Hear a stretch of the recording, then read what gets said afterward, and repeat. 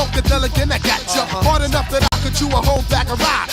Chew an avenue, chew an off street and off block. To turn around and do the same damn thing to a soloist. Cause Reggie Noble's pissed. I crushed the whole brain frame. Cause you couldn't maintain the funk. Then have it rap style for lunch, chump. Cause 92 I take a whole crew. Give them a punch to the funk, not all of their go-to blues. Now show you what type of stuff I'm on. You can't puff or slip it. Because I was born with it. The funkadelic devil hit you with the rap level of 10. The 1, 2, 3, your pen. I get action. So everybody jump with your up. If you like the way the sound pump, pump it in your back trunk. And let loose with the juice when I do rock. I'm too hot. Some say I got more juice than Tupac. Straight out of Jersey. You heard me, my brother. I'm laughing.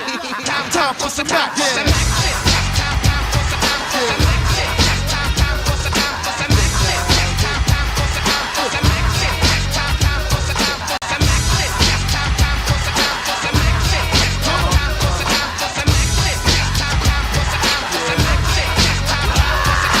Lights, camera, cut back the hammer.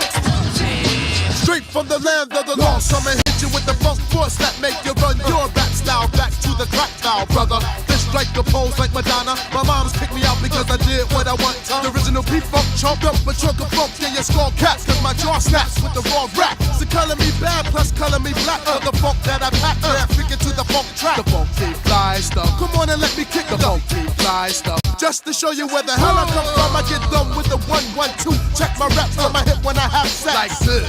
Make you twist to the mist of a funky brain cell when it's pumped on the spliff and all that, the hi-hat. Go by that, listen, look, oops, brother, where your eyes at? They on the floor, pick them up while I pour, look, pump down your brain pump. Listen to my name, Trump, red man, ready to rock. I got a Glock, then pow! Your body is all over the block, trying to step to this. The Exorcist, kick it. I get mad wicked when twin cock the biscuit and blow your head off. Just for asking, who's the one rap? Who pow? Time for some rap, kid.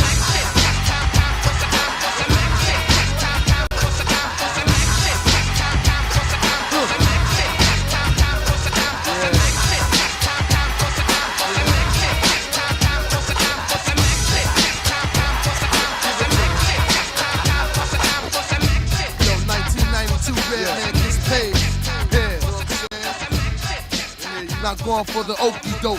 Believe that. His squad's definitely in the house. In the house. For the brothers that don't be knowing, what's up? Word is bomb, I gotta show them the flavor. Back to the funk track, like Black Sheep, my man. You say, who's the red man? Where's the red man? I kill, I smother, I get down with the red. Yo, chill, G. Chill, lot. It's over, man. Yo, you don't gotta say no more. It's over. Mic check. Who with me? Let's get one in real fast. Let's get a quickie in. A lot of y'all used to saying that on a regular. Let's get a quickie in. Oh, it's Monday. How was everyone's weekend? I'm going to tell you about mine. I'm going to tell you about my weekend. Let me get settled here. I'm running behind. Y'all already know that. Appreciate the few and the two that are here with us. Last week was really busy for me. So what up, Jack? Let me toast Jack real fast. Jack be on some bullshit sometime, but I'm going to toast him anyway. There you go, Jack. I'll take a sip with you, brother. Just want to say what's up to everybody. What up, Ed? What up, everybody? Blessed up. What's up?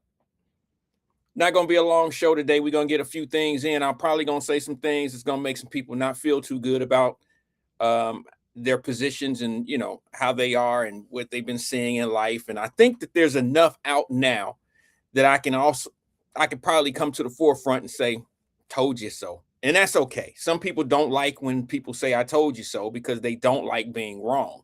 They just don't like being wrong. Somebody put this in the screen for me. And be honest with me. Do you think that people don't like being wrong? I'm talking about the Wyatt Live family, or, you know, we cousins and all that old shit. Do you think they don't like being wrong, or they just don't want me to be right? Put it in the screen. Let me know. Let me know. Do you think that they just can't stand the fact that I'm right, or they just don't want to be wrong? Or I guess you can go with C and say all the above. You know, it's both, Wyatt. They don't want to see you right, and then they don't want to be wrong. You know what I'm saying? Let's be honest. Just be honest. Somebody let me know. I have my idea of what it is. And I'll be honest with you, I don't think that they care that I'm right. They love to see me wrong. I don't think they care if I'm right, or they just don't want to be wrong. You know what I'm saying? That's what I think it is. I think that pertains to I'm only speaking on the show, but I think that happens to you guys when you're at work. There's always somebody at work who does not want you to shine or be for you to contribute in a way that they couldn't, because they couldn't think of what you was thinking of. They didn't add the value that you added in that particular case. Whatever you had going on, they just can't be you. You know what I'm saying? Some people will steal your idea and jack it all the way up. There's Tanika. What's good, sis? Like, for instance, let me use Tanika as an example. I'm going to use her baking services. I'm gonna use her cake, her baking services. I'm gonna steal her shit. I'm gonna steal her idea. I am going to have the flyest cakes. I'm gonna do the Juneteenth with all the color flavor. I'm gonna steal it.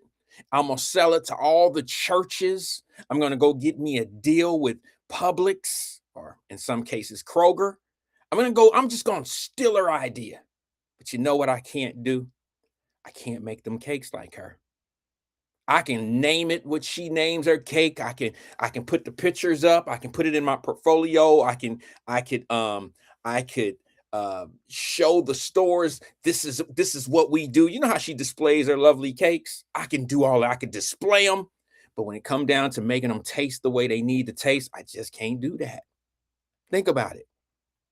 I just can't do that. My grandmother told me a long time ago, you guys heard me say this before on this platform, that she told me, she said, Rand, don't worry about people stealing your ideas. They're not you. I never understood what she meant. And it was like, they can steal your idea, but they can't do it the way you would do it. They can't produce it the way you were going to produce it. They don't have the value that you have. So someone like Tanika, I could sit back and just jack her idea of the cake company and this and this and this and that, but I can't make no damn cakes. I can make cakes look good on paper. I can show people who sell them how to make a profit. I'll put them in a profit. My margins will be great so they can make a profit.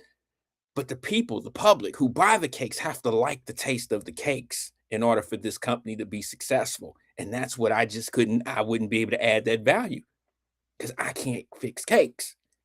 So don't worry about people stealing your ideas, because they're not you. They're not you. They can't produce it. They can't bring it out. They can't make it, they can't make it taste the way you make it taste.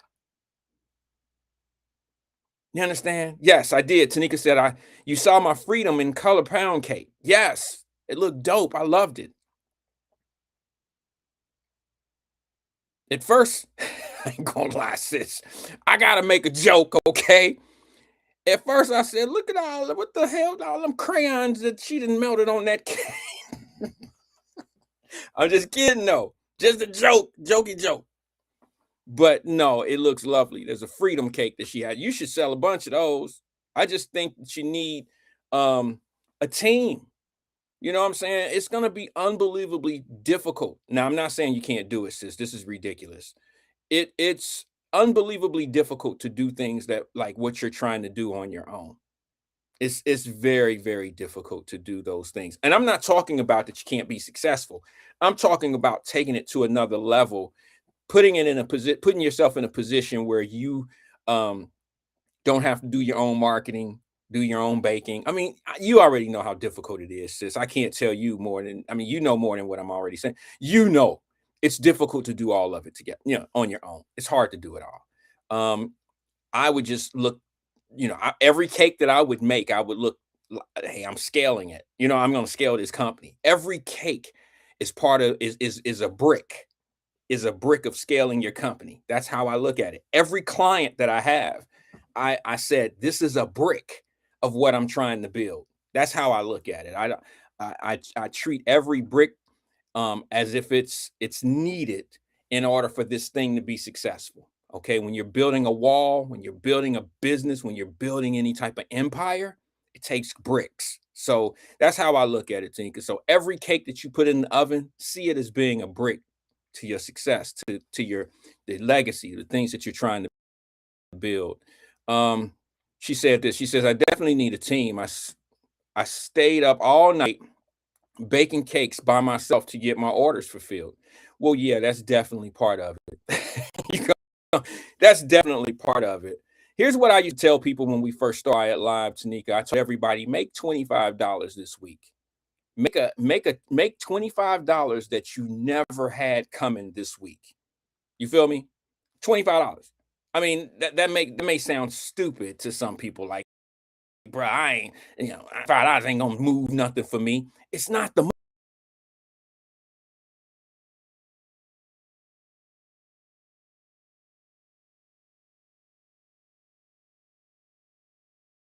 create something that can generate $5. Fall in love with that. Fall in love with the $25. I think that went over a few people's heads.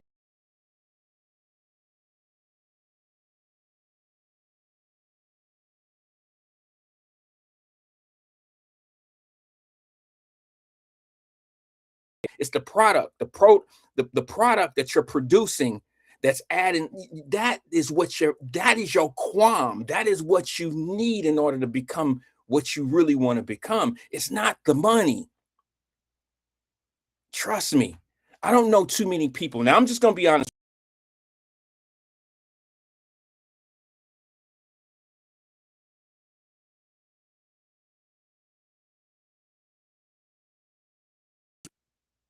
You understand what I'm saying? You understand what I'm saying? I don't know. I don't hate getting up every day doing what they do.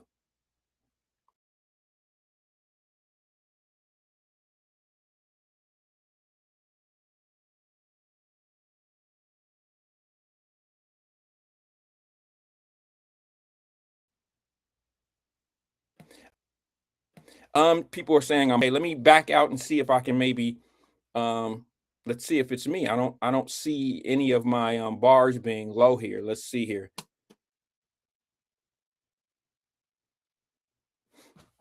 I'm gonna back out and come back.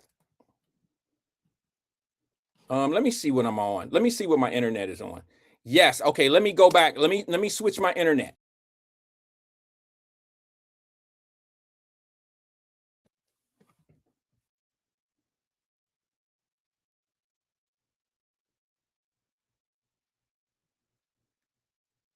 Okay.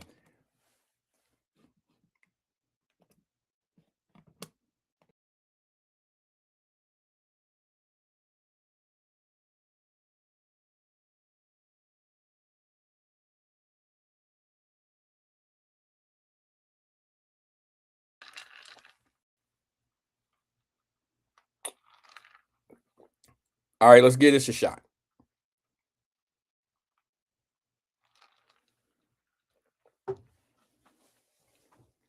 Are we better?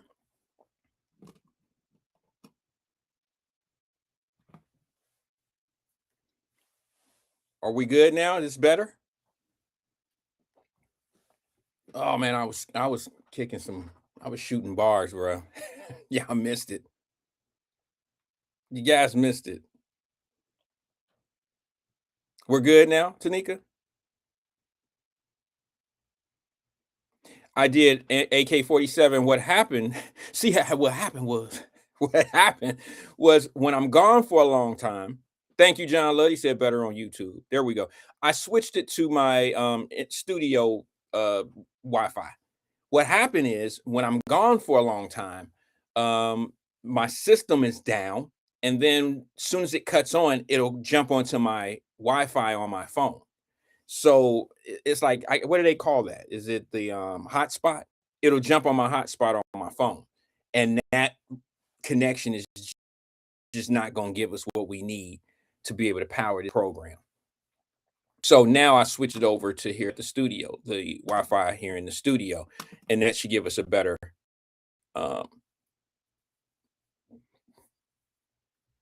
Twin said, "Start coming to the podcast every day, or let me take over, brother. It is yours. Feel free to step in for me any day that you like, any day that you're available. Come on in. I'm sure we will we will rule the world. Rise, $1 million suit, $2 million internet. Boy, I tell you, y'all so hard on a dude that do so much. I try to do so much for my people, and y'all just rag on me and do me so bad. It's all good though. Nothing but love. Y'all do me so bad. It's all good. What I was saying, I guess I was freezing up when I was saying this. I used Tanika as an example of, doing everything on her own, marketing, baking, selling, delivering, taking orders. It's very tough as an entrepreneur, as a startup. It's very tough. It's necessary. You have to do that in order to at least build your, get your bricks going, if you want to call it that. Um, I don't know how many of you heard my analogy of building bricks, but that's how I see it. Each client that I have, I consider them part of they're all a brick. They're part of me building my business. And I just figure, you need help in order to build your business. You need people to help you move these bricks. I know for some of y'all who have these cynical minds, what I'm saying right now is just all over the place with you. But I think people know what I'm talking about. I've never came on here and promoted street stuff. I don't promote it. I'll talk about it, but I don't promote it. That all being said, I said something and I want to repeat it because I was freezing. I said something. I want you guys to hear this, to be honest with you. I don't know any rich people who wake up every day and they don't like getting up doing what they do, whether it's work, or their hobbies, whatever it is. I remember, I'm gonna go back to what I said. I remember telling everybody when we first started Wyatt Live, find a way to make $25 today. Find a way, whether it's selling snow cones or candy, or I know that sounds crazy. Anything, your ideas. Sabrina Calloway was making during COVID, she was making masks. Find a way to make $25 a day, a week, whatever. And the reason why I said that is because some people thought I was talking about chasing the money. And it's not necessarily chasing the money, it's chasing the idea. It's chasing what value do I bring to my life outside of what I do for my 9 to 5? What do I want to wake up every day for the rest of my life and do? You know what I'm saying? And some people took that make $25 today about the money. And it was never about the money. It was all about building something that you could profit off of, that you like doing, that you love doing. And the reason why I gave you that analogy, that breakdown of, I don't know a lot of rich people who wake up every day and just hate what they do. Most of them don't. You have to really love what you do, because you'll do it for free. Stop chasing money. Money is not the answer to happiness, or it's just not. And a lot of people don't understand that. There's people that get up and make a lot of money every day.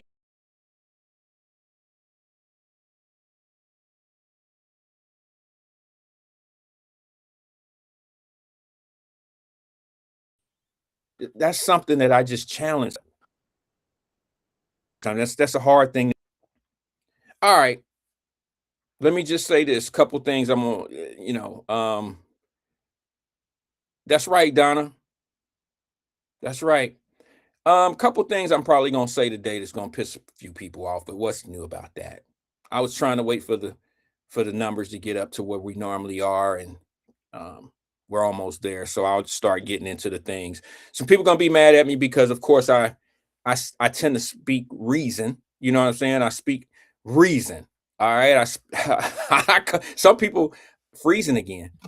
Hold on. Let me see. Let's make sure we're good on the internet here. Yeah, we're good on the internet. Should be.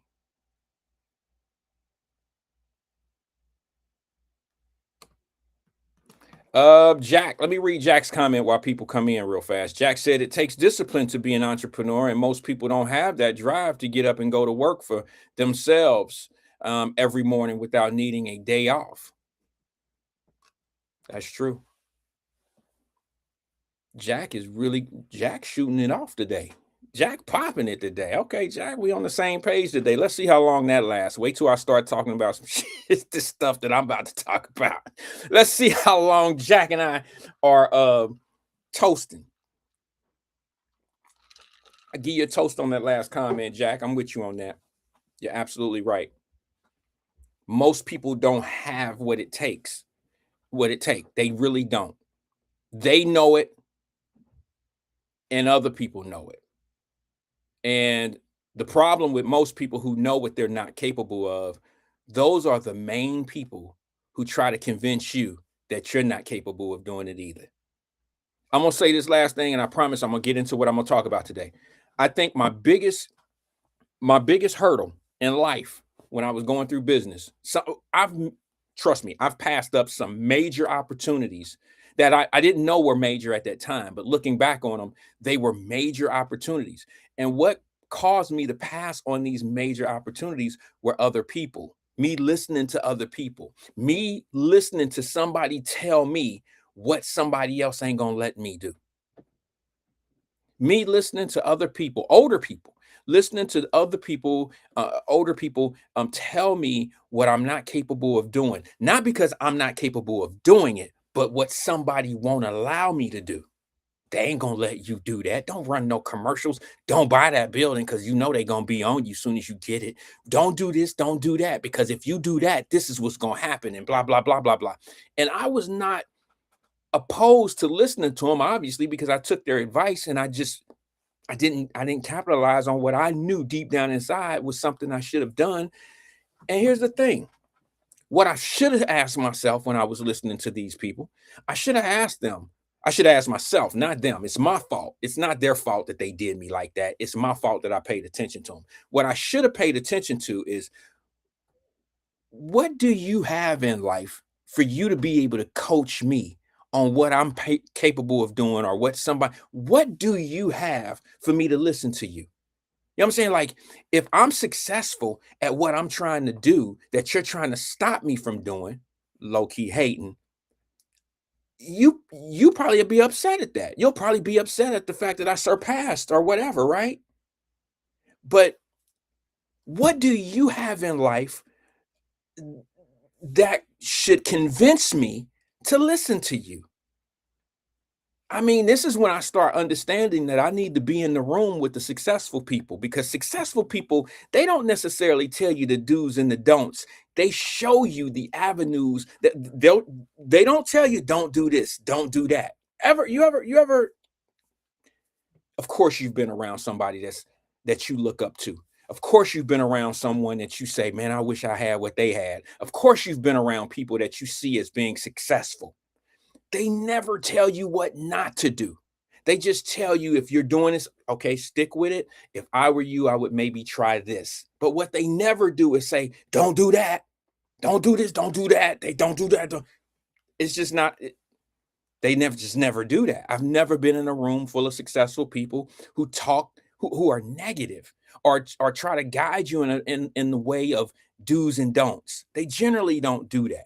They generally try to tell you in a way that makes you critical think the way you need to go. They try to give you options so you'll make the decision, because we understand that pass and fail is how you learn. You're going to learn through failing more than you're going to learn from being successful. When you're successful, you don't pay attention to a lot of the things that got you that success. When you fail, you know everything you went through to get where you are. You know every little obstacle that you went through. And I'm telling you guys, man, when you listen to people on a day-to-day basis talk about gloom and doom and talk about what's bad, or they're just trying to defocus you. They're trying to take your focus off of being successful. They want you to believe that somebody is stopping you from doing what you want to do. Stay out of them rooms, man. Stay away from people that don't have any faith in you. Stay away from people. Look at the person and say, what do you have? that make me listen to you? Why should I listen to you? And this is one of the reasons why a lot of people who use celebrities and high influencers, this is why they use those type of people and pay those type of people um, to influence you, because you're not necessarily, how they're thinking is not what made them successful. They went through the same process as the successful person who buckled down and did what they had to do. That's what they did. They didn't get there the way they telling you how you need to get there. No, they couldn't have been through that. They couldn't have went through. You cannot have a cynical mind, or you can't be like what they're trying to tell you how to be and become successful like them. That's not how it works. This is why I'm listening to people like Elizabeth Warren talk about Elon Musk becoming a trillionaire. Listen to those people who talking about Elon Musk should not be a trillionaire. Listen to those people talk about how being a trillionaire is bad. You know, those are millionaires telling y'all that. And they're talking to people who are not millionaires. Millionaires ain't listening to them.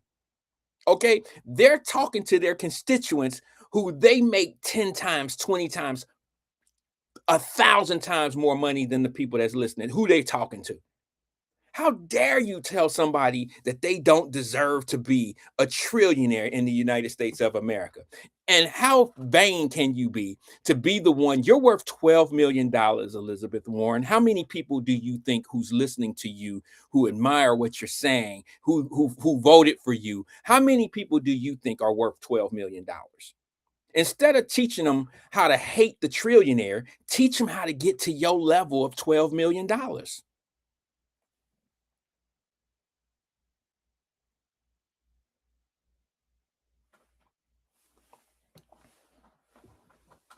I ain't never sat in a room. I've never sat in a room and been taught why somebody shouldn't have something. I put me in the room and teach me how to get something. Not put me in a room and talk about how other people got shit. It ain't fair. This and this and this and that. Blah blah blah blah blah. And now I'm leaving the room mad.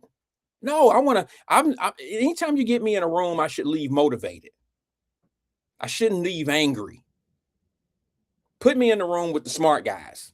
Put me in the room with the people that want to get something. Don't put me in a room full of haters. Don't put me in a room full of people that's complaining and bitching about what somebody else had. And this is how we got it. Blah, blah, blah, blah, blah. Remember when Iris Rowley called a week or two ago? I'm not mad at Iris Rowley because she has a contract. What did I say right here live on the air?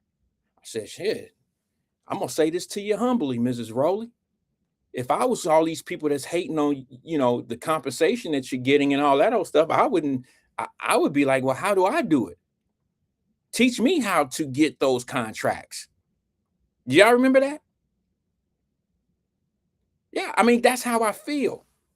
But so many people want you to be a hater. They want you to hate so bad that they teach you to not like success, not like successful people. You would never look at Elon Musk and say, bro, how did you become a trillionaire? Jeff Bezos, who owns Amazon, lost money for years to be in the position that he's in today.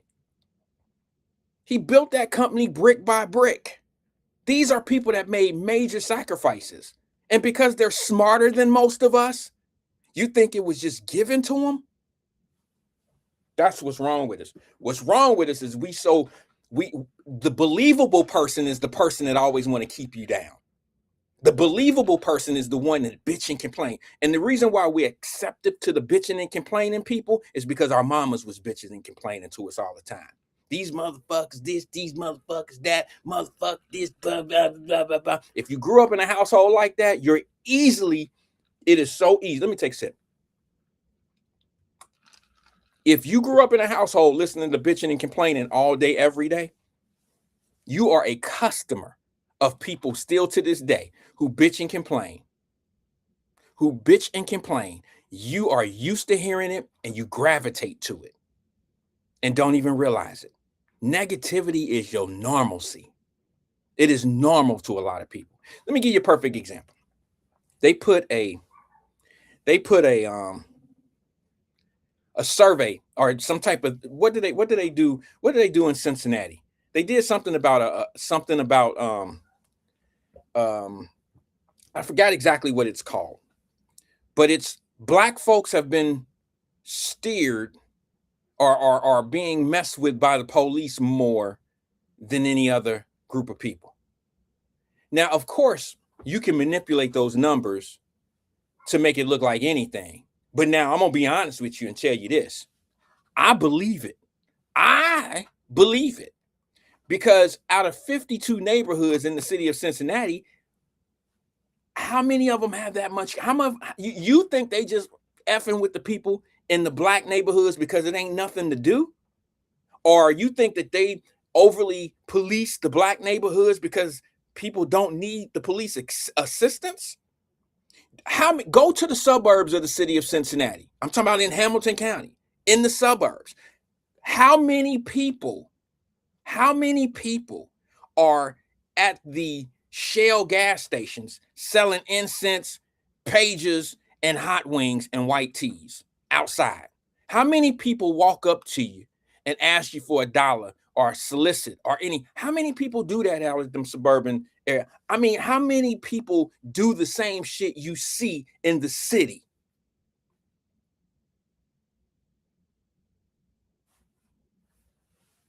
It's a different world.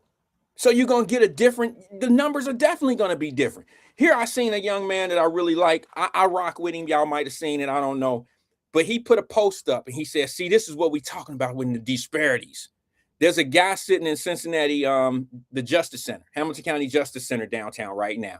And they have this mug shot on, I guess they have this mug shot thing on Facebook, on social media. So this young man who I rock with, he's been on the show. I've talked to him on the show before.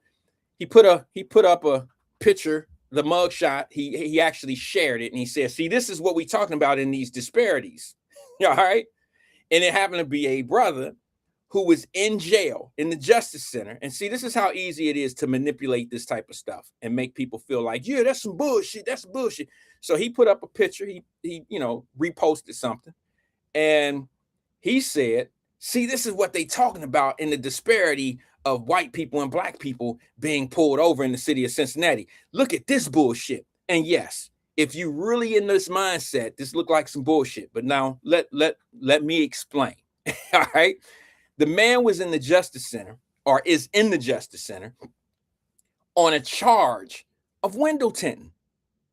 He's in there on window tinting on a $500 bond, which, to be honest with you, it's a 10% bond. So you only need $50 to get out. You need $50 and he's still sitting there. And some of y'all will get captured in this bullshit of, this is a shame. This is crazy than a motherfucker. This is crazy. Well, let me explain something to you. If you go into the Justice Center, or if you go to the website and you look him up, yeah, he in there on a $500 bond. Okay, he needs $50 to get out plus the court fee. All right. But what you didn't see is he has a holder on him. Anybody know what the holder is? Probably not. Nobody's sitting in jail on a $500 bond and in there just because of window tinting. No, I guarantee you he got a holder because he got warrants on some other shit. Now, it only makes sense. It only makes sense, but it don't make sense to people who don't understand the system.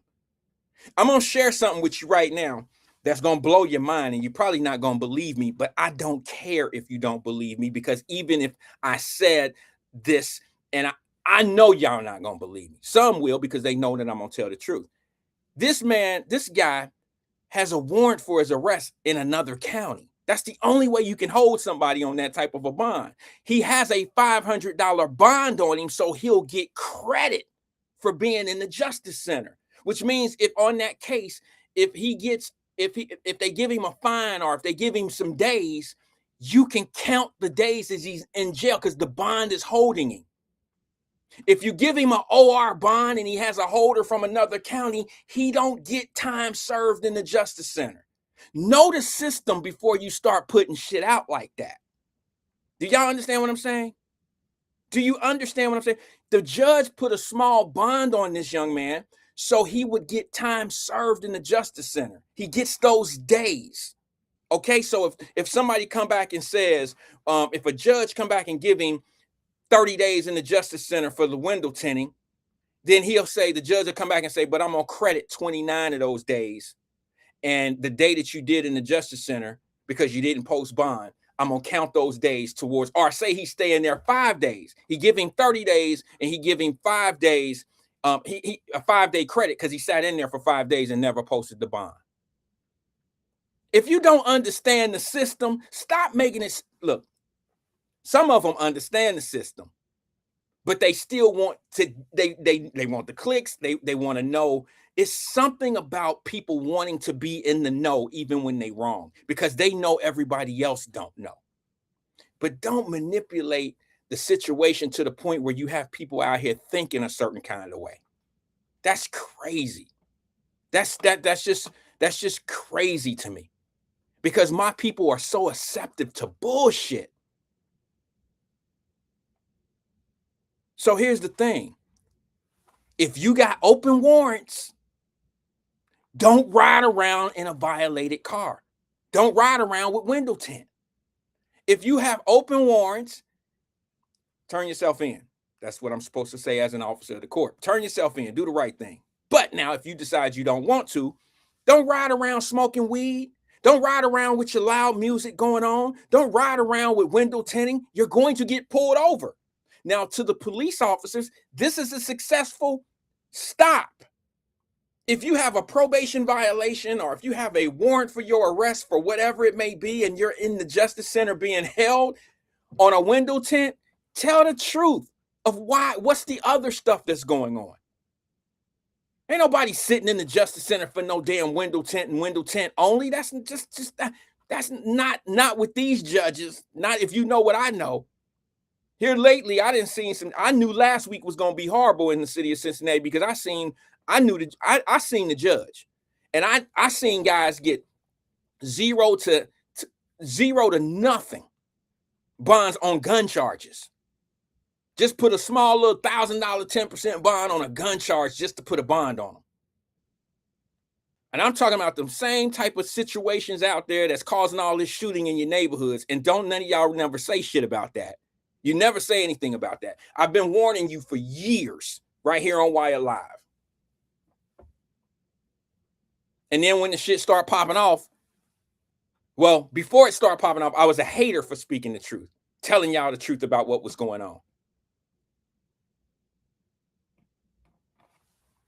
All I'm trying to tell you is I could come on here every week and tell you if it's gonna be a hot week. And when I say hot week, I ain't talking about the weather. I'm talking about if they're gonna be out here playing with them guns, if they're gonna be, because it always depends on who you know what's going on. A lot of this stuff that's going on out in the streets with guns and all that, a lot of it has to do with get back. They all getting back at one another. Ain't nobody just randomly getting shot out here. Maybe a innocent little girl at the park. Yeah. But I'm talking about all this shooting going back, and people ain't just shooting at each other for no reason. They have reasons. They have reason. Here's another thing that you need to know. This is what I was saying when I said you probably won't believe me. And that's okay. Go ask your jailhouse lawyers. Go ask somebody that you trust in your community. I don't know, but I'm trying to be the person that's giving you the realest information. Why don't you go in and ask your prosecutor how many open warrants there are in Hamilton County? You know what an open warrant is? Some of you know exactly what an open warrant is. You probably got one. An open warrant is someone who's wanted by the police or the court system. If I told you, let's play a game. Let's play a game. Somebody guess. And I'm not talking about Ohio, because the number gonna sound like I'm talking about Ohio. I'm talking about Hamilton County. How many open warrants, meaning bench warrants? I don't know. There's a few different warrants. You can have a bench warrant, a forfeited warrant. There's so many different warrants out there, but it doesn't matter what the warrant is for. It could be for not showing up for court. It could be something that happened. The police could go downtown and file a charge on you from, let's just say, a domestic violence. Let's say a domestic violence and you don't even know, and the young lady went down and filed a domestic violence charge on you, and 2-3 days later you get arrested. There was a warrant put out for your arrest down at the clerk's office. There was a warrant put out for your arrest at the clerk's office. All right. Let's just say, for instance, you're in a court system right now and you go to you bond out, and then you have a court date set up for June the 30th, and you don't make it. And when you go to the and when it's when it's your day for court, you don't show up. There's a bench warrant for your arrest. Your bond has been forfeited. Now there's a bench warrant for your arrest. So now let's play this little game real fast. Vernon Jordan, I'm glad you're here, brother. We need reasonable thinking people here. You and Jack should get along today. I don't know, Jack might have a little that what we got in our cup today. Jack been very understandable today. Vernon says black folks love to draw attention to themselves. We haven't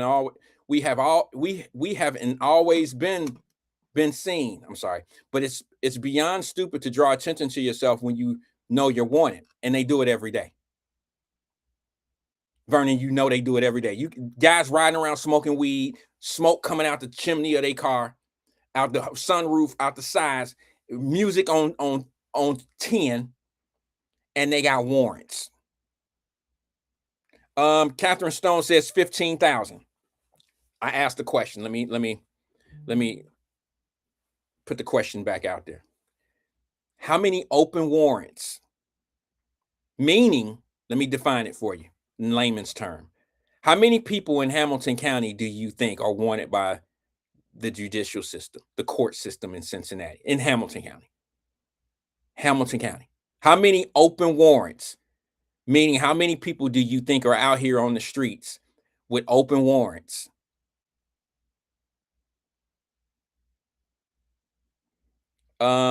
Jason Dockery on YouTube says 11,000.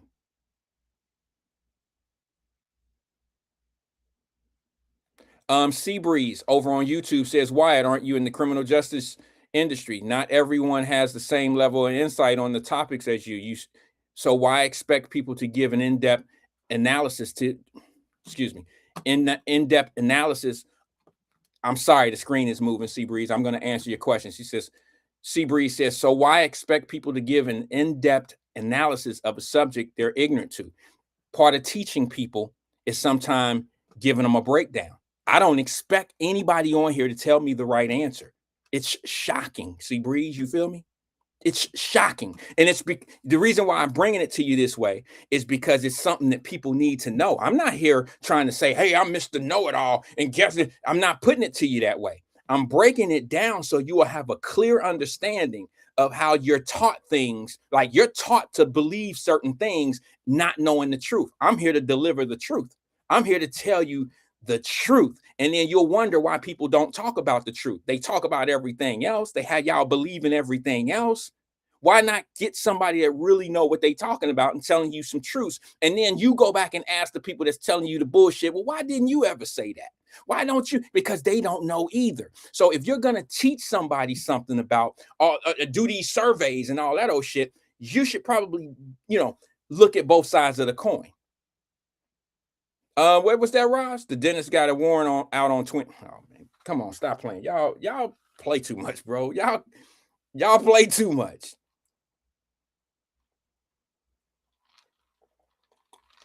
Let me read some of the numbers that y'all saying. I love it. Thank you for engaging. Donna says, man, a lot that wait, what's that? She said, man, a lot of that out here. Princess Flower, what's up, girl? She says 6,000. Now, I want, now, hold on. Let me back up a little bit because this is one of my sandboxes. Princess Flower, I want you to call your daughter. Okay? I want you to call your daughter. And we ain't going to say no names. We ain't going to mention no names. We ain't going to do none of that. I want you to call your daughter because your daughter will have this information. And if she don't know it off the top of her head, that's not her fault. She'll know because what she does for a living. She'll know this number. And if she don't know it off the top of her head, she can get this information. She can get this information. Okay. Jack says, laugh how you just write all the time, so you don't pay attention to others' logic. More than one way to skin a cat. I'm not right all the time. I'm right all the time. I'm just playing, Jack. Just messing with you, brother. Let's see who said that.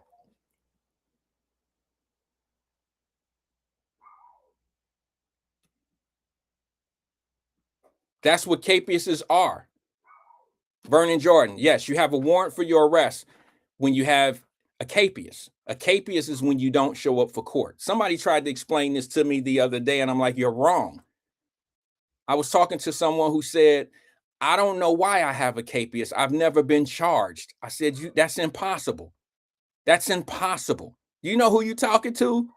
And they talk to you like you don't. I'm 22 years experience in this game. You're going to tell me that you have a capias, but you've never been charged. That's impossible. A capias is when you had a court date and you never showed up. That's not the same thing quite as a warrant. You can have a warrant for your arrest and not even know it. Like I use the example of a young lady or a young man going downtown to the police station, filing domestic violence charges on you, or some type of violent act or an assault, and they say that you did it, and the police will interview this individual. They will probably look for you before they serve you on a warrant or before they pursue a case, just to get your side of the story. But if they can't find you, and that person who's going down there talking, they have proof, they got bruises on their body, maybe a video of it or something like that, you can have a warrant out for your arrest and you not even know it.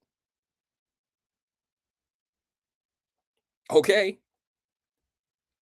So what I'm gonna do is I'm gonna tell y'all the number, what the number is, and then I'm gonna go to the phone lines. Okay. There are 125,000 open warrants in Hamilton County. For all those people that put up numbers, I appreciate you putting up numbers. But if you think that you live in a city that don't have some issues and they have 125,000 people who either skip court, not going to court, not showing up, you're just dumb. Okay, you're just dumb if you don't think there's a problem there. Princess Flower, make a call to your daughter and ask her about that. She may not know that off the top of her head. She may not know that off the top of her head. But you don't think you have a problem? And y'all want to come out with a breakdown of more black people get to... Let me go to the phone lines, man. You'll learn something new every day right over here if you pay attention. If you're not a hater, you'll learn something that you need to know. Good afternoon, caller. This is Wyatt. Who am I speaking with? Hey, Mr. Rebel. Uh-oh, CK, hold on a second, brother. You fell off on me. Hold on, CK. Okay, CK, you there? Yeah, Mr. Wyatt, yes. My apologies, bro. The telephone guys wasn't playing fair. What's going on? Hey, I like that. You know what I'm saying? They do. Hey, that's how I go. Football guys, NBA guys, 53 years. What's your opinion, sir? Had to get your thoughts on that. We're going to start lighthearted. Get your opinion on the Knicks, Knickerbockers. I ain't got no love for the Knicks, bro, because I don't like New Yorkers. Me neither. Hey, man, we got that in common. I do not. It's a few we like. Like, the ones we like is the same ones. Nah. You know what I mean? People like that. Yeah. You know what I mean? Yeah, they a little arrogant. You know, they a little arrogant. I don't like New Yorkers. I done said it before. Now, I know I'm about to get some flack because, I got some people that I really love that live in Brooklyn. I go to Brooklyn all the time. Yeah, but New York is a hard, oh, my God. New York is a hard place to love. Yeah, and live. Talking about you can make it there anyway. Well, why you didn't stay there? You need to take your ass back to New York because it ain't working in Cincinnati. I don't like your philosophy or nothing, Chris. I understand what they're saying.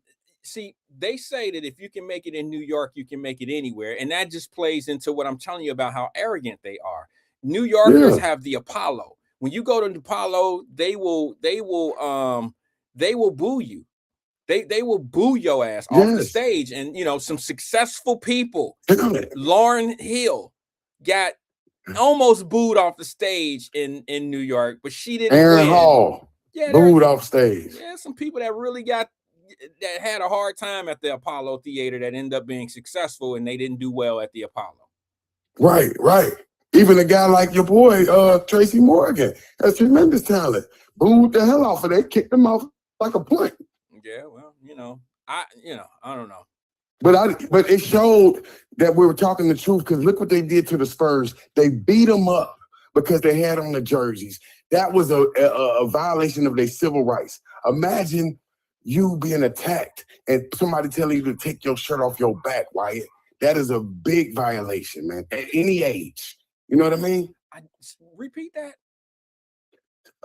They was violating people that had on San Antonio Spurs jerseys. Oh, yeah. Yeah, so imagine somebody coming up to you, a mob of people, take that shit off, take it off. Well, Yeah. and you know what I'm saying? Yeah. Just imagine. We from Cincinnati. Our automatic is the fight. You know what I'm saying? But we got wisdom now. So I seen my youngin, he was getting it in. He like 19. He was getting it in. He wasn't that tall. You know what I'm saying? He was roughing up a come on. He fighting like he from Cincinnati. You know what I mean? I don't know where he was from. But eventually they start overwhelming him, and he gave up. I was glad he gave up, because like you said, you can get hurt because he's fighting 10 people. You see what I'm saying? Yeah.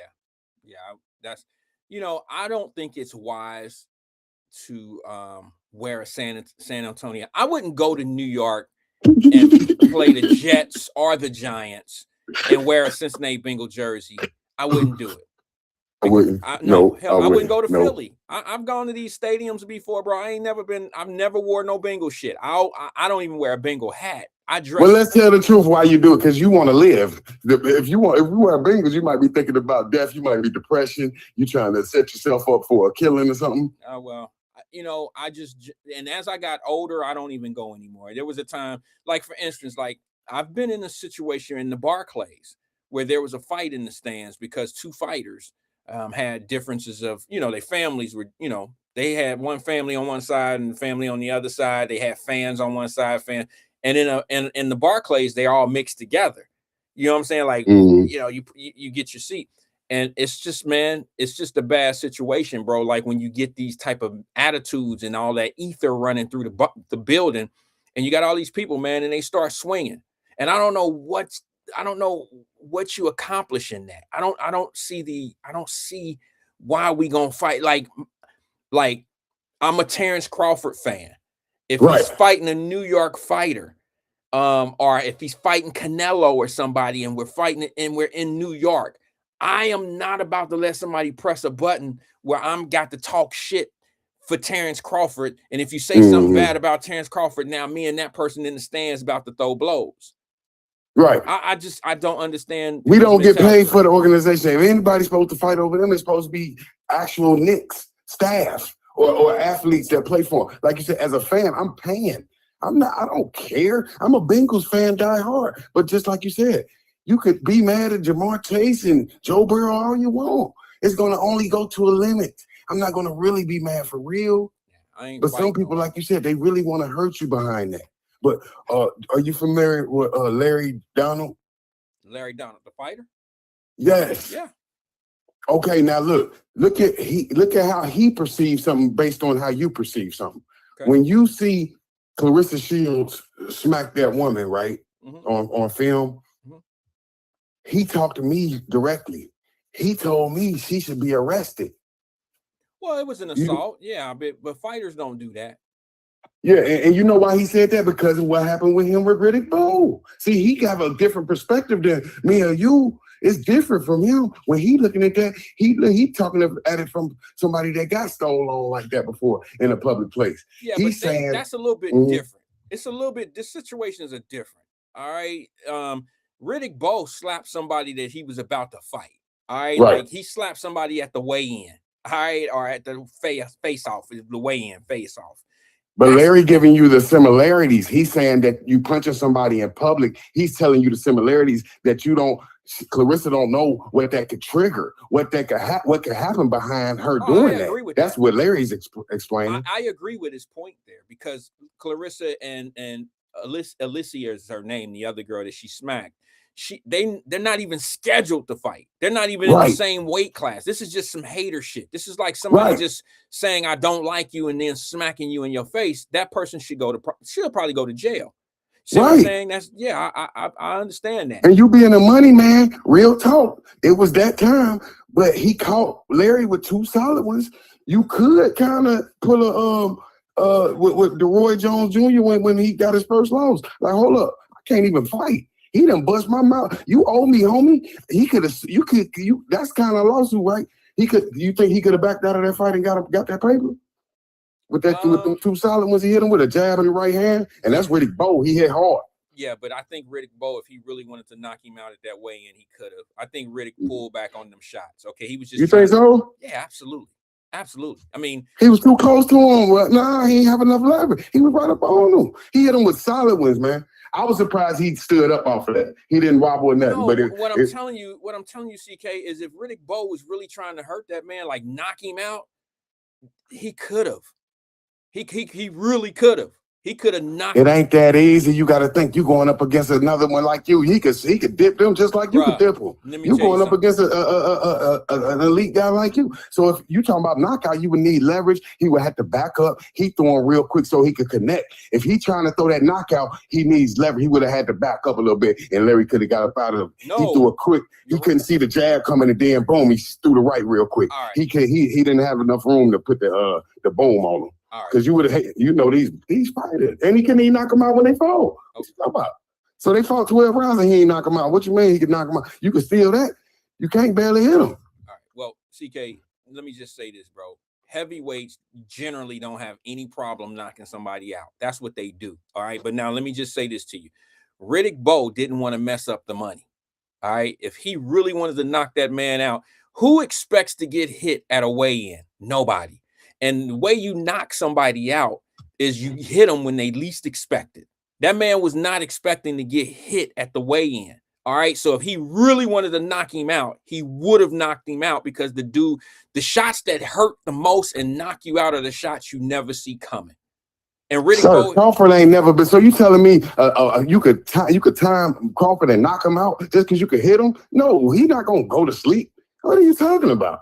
What? Just because you telling me if you time Terrence Crawford and catch him with a 2-piece, you gonna put him to sleep. First off, you might not hit both of them. Boom, boom. Wait a minute, hold on. The reason why Terrence Crawford has never been knocked out is because of Terrence Crawford.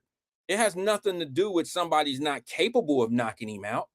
It's because he's skilled enough to stay out of danger from getting hit with shots. He times you. He knows where the shots are coming from. He gets hit. Okay, but he understands. He know when he's about to get hit. I've never seen Terrence Crawford get hit with a shot that he didn't see coming. That's a skill, bro. That's a skill. But Larry showed you the same thing. You see him been knocked out. He ain't never been knocked out. Well, and he ended up with a killer. There you go. Burning the clutch every time we get somewhere. No, you just said, hold on. You said you not making sense. You said if he wanted to knock him out, and then you said Crawford. So Larry ain't never been knocked out just like Crawford. So how can you say the same thing if Bo could knock him out? That wasn't the point, bro. You said that he was not able to knock that guy out. And I'm saying that he could have knocked him out if he wanted to. He didn't knock him out because he knew that the payday is tomorrow. I don't want to mess up the money. But if you punch me with 2 punches, sir, why aren't you holding him responsible? I can't fight no more. You see, he just hit me with 2 punches. I'm not in position to fight. Couldn't he have used that and got out the fight and had a lawsuit? Yeah, but here's the thing. What was the guaranteed money? The lawsuit or tomorrow's fight? Mm-hmm. I got you. Okay. All right. I got you on that point. Yep. Yeah, I mean, it might take me 5 years to not get a dime because in 5 years, the dude that I'm suing might not have any money in that time. You know, them guys burn through money, CK. Mm-hmm. Okay, they burn through money. Most of them go broke. The people that usually make the money is management and, other people in those industries. Most of them never really have any money. And then if you look at the richest man in boxing, he's broke right now. Yeah, that's crazy. That's because this man was spending his money like he didn't never have it. He kept acting like he never had money his whole life. At some point, at about 28 to 30, he should have got to the point like, all right, I'm used to having money. He kept bragging at 40, 50. Oh my. Floyd been rich since he was 21 years old. I don't understand your logic there, but I hear what No, you're I saying. don't understand his logic. What the fuck? You ain't tired of keep bragging, so you just like rubbing it in the poor people that you rich. That I don't understand that logic. Nah, that's the retarded one. You got to keep coming on here showing money like you ain't got no kind of sense. You just a dummy. You got punch drunk. Well, here's what I'd say about that, and I'd like to move on after this, CK, and you're more than welcome to change the subject or move. I look at it like this. Most people that want you to know that they're rich, they're not as rich as you think they are, or they're not as rich as they want people to think that they are. Okay, that's generally, most rich people don't run around trying to look rich. Okay, most people that have a few dollars and that are really rich, they generally drive Toyotas or basic model cars, and they usually put all their assets in their properties and in trust funds and things of that nature. Most rich people don't run around with a bunch of gold chains on, and you know, they don't look like Floyd. They don't. I knew Floyd was not where he's supposed, what he was talking about. I used to tell a buddy of mine, Steve, all the time. I used to say, man, something going on with Floyd, because Floyd had a guy. Who did he have? He had somebody. He had a really big investor come to one of his fights. I can't think of the guy's name. What's the guy's name who bought a bunch of Coca-Cola stock? He was Bezos, Jeff Bezos. It was the Buffett guy. Okay, Warren Buffett. Yeah, he came to a fight one time, and Floyd bragged about Warren Buffett's investments instead of him, bragging about his own. And I used to tell a buddy of mine, I said, man, this guy is nowhere near where people think he is. I wouldn't say that on the air. I won't say anything because I'll sound like a hater. But generally, rich people don't brag about being rich. Thanks, Vernon. He said Warren Buffett. Rich people just don't brag about being rich. And here's the thing. Money recognizes money. And I'm going to tell you right now, I recognized something in Floyd a long time ago that said that Floyd is probably on an allowance. Now, that allowance is a hell of a lot bigger than most allowances in that industry and most of us out here in the real world. But he was bragging about a lot of things that I seen cost money. And I mean, jets and stuff like that. It's impossible to maintain that lifestyle when you're not getting checks anymore. And if you don't make the right investments, I think it's ridiculous. I knew he was lying when he said, I still got my $100 million check, $100 million check. I still got it right here. If he would have said, I took a picture of it and I framed it, and I just have a picture of it and I framed it. But to say that I have $100 million check and I ain't never cashed it and it's still sitting right here and it's been 2-3 years later, that shows me that, yeah, he perfect. He capping. Yeah. And let me add on to your intelligence. Remember when the $100 million check, I remember when he got it that night against Pacquiao, right? I knew right then everything you said was true. I said, hold up. If you got $100 million check, what you showing me for? If we get $100 million check, Wyatt, we try to get to the bank quickest spot. Is the bank open now at 1 o'clock in the morning? Yeah, but I think that was his point. I think his point was, I don't really need this check. Yeah, and I'm like, bro. No, but I'm saying I knew it from the moment. I still knew that's how much intelligence I got with the 513 mentality. That soon as a nigga show me $100 million check, I know he's a fraud. I know he insecure. I ain't gonna lie. Ain't nothing. I'm gonna say, I'm telling you my perspective. I'm talking about for me. No, I so hear you. Now I look at you as an insecure little boy. You can't even get rich without bragging, trying to shit on. You still talking to the project dudes. You still talking to the Faye and the T. You ain't even got beyond that. I see all the trauma in you. That's why when I see Floyd, I see pain. I see a man trying to get the happiness. He's supposed to have his daughter going to doctor school. Instead, she having a baby by NBA Youngboy. Yeah, well, see, this the negativity that you done produced. I was looking when he was a kid at 21, like you said, flashing that money. I thought his daughter was gonna be like your daughter going to med school, but no, he pushed out so much negativity and shit on his own people. He was shitting on us like we was nothing, man. Why would you be behind that kind of money and still be hating on black people, man? That's a problem. That's a real problem, and it's coming back to bite you. Nobody brags about money. Warren Buffett is a great example of who you're talking about. He's a guy I look up to. He's a guy I respect Because he just get a newspaper. I don't even think he mess with a cell phone, homie. He don't even mess with a cell phone. I listen to people like that. All I hear from Mayweather when he giving me advice, I'm rich. He don't tell you, oh, look, CK, you can make it. You can do this, Wyatt. You can do this. Man, I want to bring you to my organization. No, you can't even be around a guy like that because he going to be jealous of your happiness. He going to see the love between you and your wife, and he going to be talking about Birkin bags. I'm like, boy, I got Birkin bags. Who is you? He act like he could do something you can't do that you've been doing your whole life. Like, I come from the same place as you, Floyd, but I don't spread that braggadocious. See, you don't spread that. You see what I'm saying? No. You but you don't spread it. You from the same place, but you don't spread that negativity, talking that evil. Let me say this about Floyd, if I may, and I mean this respectfully. I've spent a lot of time around that circle, that camp, and the whole nine. Floyd has one of the best work ethics when it comes down to what he does for a living. You'll never find anybody that will outwork him in that gym. He has the work ethic of 1,000 men, okay? And nobody's going to ever outwork him. He's not that good because it's by accident. He's that good because he's a student of the game, and he's very consistent in his craft. All right. But now let me say this to you.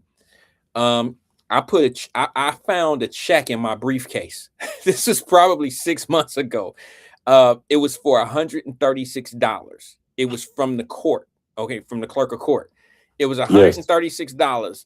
And the check was a little over a year old. It was something that I stuck in my briefcase, and I forgot it was there.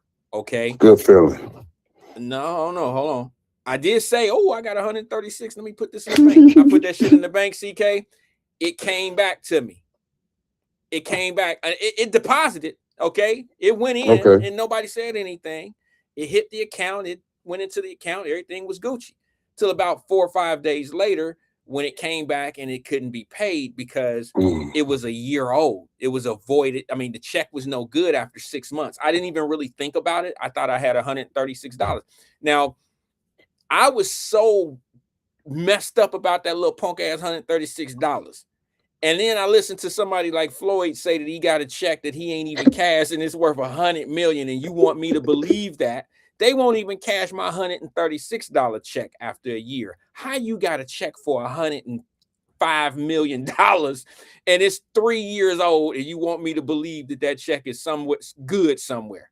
Come on, man. See, that's the type of look, man. I try to I try not to be I don't want to be serious all the time, but I'm 95% down for everything that I talk about. I'm a very serious person, but it's just some of the things that we're told and that come to us, and we get propagandized all the damn time, and it leads into our families and it leads into how we see things out here in the world, and it's doing more harm to my people than it's doing good. Floyd was bad for boxing. He's great for the sport at being what he is, being a champion.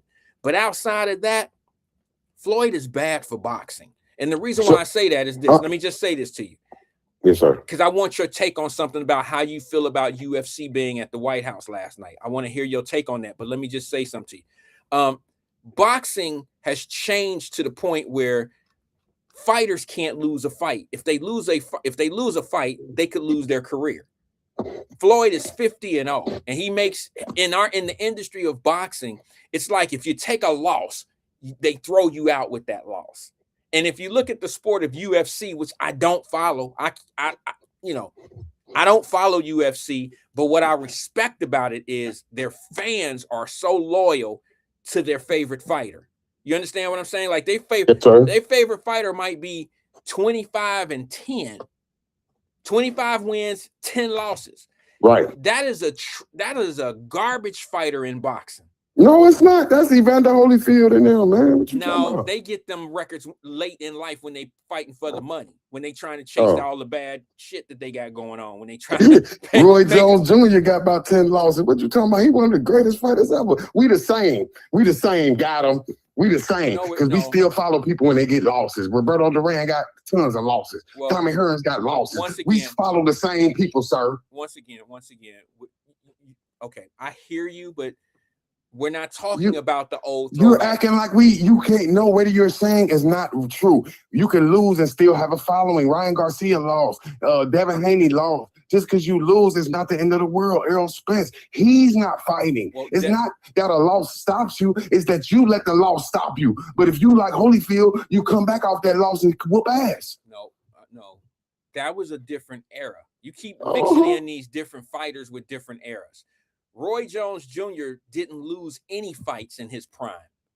None. Zero. But he took a few L's when he started fighting in these, as he got older, he got into these larger, weight classes, and he was fighting, to make a living. You see what I'm saying?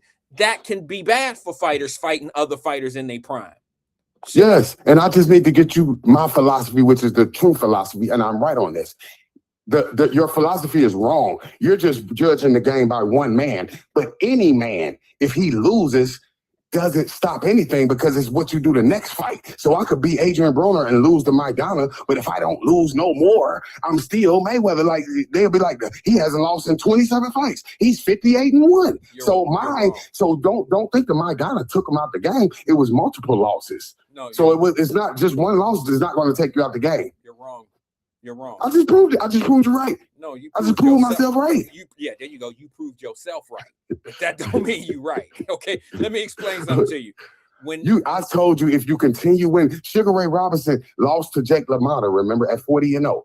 Then he won 119. He was 119, 122-1. So that's what make you if you only lose one fight, your career is not over. Not even in today's era. What are you basing that off of? Give me logistics. What you basing that one loss takes you out of boxing? Who lost and their whole career was over? Got him against the ropes. No, I'm about to tell you. I can name you 10 great fighters in professional boxing that have taken losses and that ended their career to the point where they're not the same. It mentally drains you. It makes you feel like you less than. It has your fan base falling off. Look at the PBC fighters. Listen, when Adrian Broner took his first loss, and y'all know I got love for AB. When he took his first loss, it drug him. His Madonna loss was the loss that every time he takes a loss, he's had 5 losses now. Everybody looks back and says, it was the Madonna fight that changed his life. See what I'm saying?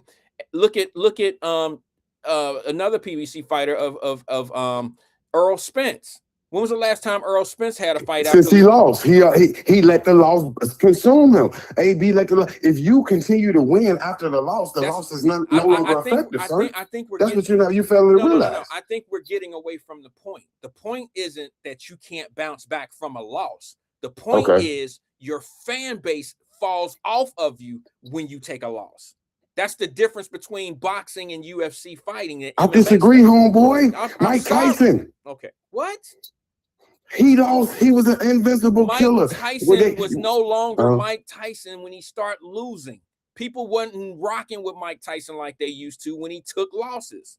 What are you talking about? When he lost, he brought his fan base right back. He went to 45-1, and then he fought and he lost his second fight to Holyfield. But he brought his. Yes, you lose a few fans, but if you continue winning, you bring your fan base back with you, like on Iron Mike Tyson. Same with Earl Spence. If he comes back and bounce back off of the Crawford loss, he still brings his fan base back up. He hasn't fought since then, so he hasn't went anywhere. Okay, so that's why I'm beating you in this debate because. You have to dedicate yourself to the gym and win, and you will be right back where you were at. But what you don't understand is the business of boxing. You talking about the internal ethics of your own performance. That's what you talking about. You don't understand. And that's going to keep the fans. That's going to keep the business. Sir. Winning is everything. You don't understand the business of boxing. When you take a loss as a boxer, the business of boxing does not want you anymore. That's what you don't understand. I'm just trying to tell you the truth. Now, show me a professional boxer who's the greatest of all time, or who in his prime, or who has the biggest fan base, and his record is 25-11. Show me one. You know what we call them in boxing? If you got a record, journeyman. Well, okay, that's a nice word. We call them cab drivers. Uber drivers. That's what they call drivers. But that's because that record of 25-11 is not respectable in the sport of boxing. Now you look at somebody. If you fighting all killers, it is, ain't it? If you fighting all killers, it is, ain't it? Well, you got to look at it like this. That's what changed boxing. Is most of the boxers don't want to fight killers anymore. The days of Hagler and Sugar Ray Leonard and Holmes and what's his name with the George Foreman and all of them. Those guys would fight. They would fight. Foreman, gold medalist, 1967. They would fight anybody any day in a ring or in a shoebox or in a telephone booth. It didn't matter. They fought the best because they were not scared to lose, because if they lost, their fan base was still with them. In today's sport of boxing, it's just the opposite. Once you lose, people fall off. When Earl Spence fell off, he ain't had no fans other than the fans in Texas. Everybody lost love for him. I'm just being stop honest. it. Stop. Oh, I prayed for that man. Let me say this, and I got to move on. Let's say, when Adrian Broner took that loss to Madonna, his first loss, people used to watch Adrian Broner fights to watch him lose. They wanted him to lose. Okay, once they lost, they had no reason to come back and watch him again. They don't want to watch him lose again. They don't want to watch him win again. So he doesn't have that fan base there. If he wasn't doing the things that he was doing by being, kind of flamboyant and out there, blah, blah, blah, people wouldn't have paid any attention to him. I've seen fighters take losses like Adrian Broner took losses and they just went away. He's only relevant because he's personality, and that's why he's one of the top streamers right now. It's not because he was the greatest fighter in the world. He know that. Let me leave you with this. Okay, and last you thing, answer on the flip side for me. This is what I'm gonna leave you with. Okay. My analysis. I judge you as a fighter by your losses. I didn't judge Ali by all them victories. I judged him by Joe Frazier, who finally beat him. I didn't judge Mike Tyson by all those victories and knockouts. I judged him by Buster Douglas. That's when I knew who he really was. That's when I seen the heart. That's when I seen the grit. That's when I never knew who Muhammad Ali was until he lost. I never knew who Mike Tyson was until he put that mouthpiece in his mouth. That's what I'm trying to get you right there. Because you got to dig the deepest when you lose, sir. Your thoughts? Okay, I can appreciate some of what you said. I think Adrian Broner's best fight was against Madonna. I told him that to his face a year later. I said, bro. He the one put the philosophy in me. I'm going to hang up, but I'm going to listen to you. But he the one put that philosophy in me when I watched that in 2013. Thank you for taking my call, brother. All right, appreciate you engaging. Thanks, CK. I'll be honest with you guys. CK had a good point at the end. He didn't win, but he had a good point. I do judge people. I judge fighters based on some of the fights that they took. Maybe they lost those fights. I still look at a fighter that, who is willing to step up and fight a fight that might be very challenging. You got to understand, my position in boxing was I used to have to work with matchmakers. I used to work with guys. This is why I feel comfortable saying Floyd messed up the game. Nobody in boxing wants to take a loss, especially, y'all can quote me if you want to, and go get your favorite black fighter when I say this, because they will back me up. I promise you. There is not a black fighter in professional boxing who don't feel this way. If they take a loss, other than their family and immediate friends, them the only people that are going to support them after they take that loss. Black fighters get the least amount of support after they take a loss. Mexican fighters can fight for 10 more years and get 5, 6, 7 more losses. Our fan base, Earl Spence lose, they ain't fucking with Earl no more. Adrian Broner lose, they ain't messing with Adrian, because Floyd went 50-0. That's what I mean when I say he messed up the game. He didn't just mess up the game by going 50-0. He messed up the game by making it all about the money. I know it's a prize fight, but at the same time, when you own jets and you own liners and stuff like this, and you living in marble floors, and you got multi-homes in all these different cities and stuff like that, and you showing all of that, and you walking around with bags of cash, and that's enticing to a lot of these fighters. And to be honest with you, that's not the reason why they should do it, but it became the reason why those guys never really wanted to challenge themselves, because they understood more than anybody, if I take a loss, ain't nobody gonna want to watch me no more. Now, Hector Camacho and some of these Mexican fighters and Puerto Rican fighters, they don't feel that way. They'll fight anybody because they know their fan base strong and will stay with them. Black fighters don't feel that way. Call any of them that you might know. Reach out to a fighter, a professional fighter. I know a lot of them. And every last one of them will tell you, they might not say it on this show, but they'll tell you behind closed doors that if I take a fight, my people, they ain't gonna support me no more. I was up in Toledo, Ohio with an Olympian, one of the baddest fighters. And when I say bad, I mean that was known in the industry with the fastest hands in the game. Fastest hands in the game. Took a loss. They was cheering him. I'm not even gonna front. I got love for this guy. Like general love, family love. Mama cool, everybody. We grew up together. Listen. 10 guys walked to the ring. You know how many walked back after the loss? Me and him. I couldn't find the other people. I ain't gonna say no names because it doesn't really matter. But it was 8 to 10 of us walking to the ring. And he had an issue that fight. He had a nosebleed. He was having some things going on. You know, it wasn't his night. Still a great fighter, great guy, all the whole nine. It wasn't his night. He got beat. And it was him and I that walked back to the locker room after the fight. From the ring to the locker room. I didn't say shit, never said anything, don't even care. But that's how easy and that's how fast people fall off on you. And it's us. We do that all the time. It's just show me a fighter. And see, I don't know about UFC. I don't know about MMA and all that. I don't even really care for this. I think it's too brutal. I think it's very brutal sport. Call me what you want to call me. I'm not into the MMA thing. I just, it's just a little too brutal for me. I think the gloves are too small, shit like that. It's just a brutal sport. So I don't watch it. I don't even know any, I got a guy, my next door neighbor was an MMA fighter. Rich Franklin lives 2-3 doors down. And I mean, if he wasn't from Cincinnati, I wouldn't have known, I wouldn't have known him, but I knew him because he was a local guy up in the Cincinnati area. And he's 3 doors down in my Cincinnati crib, not here in St. Pete. So I would have never known him if he wasn't a teacher at Fairfield High School. I wouldn't have known him.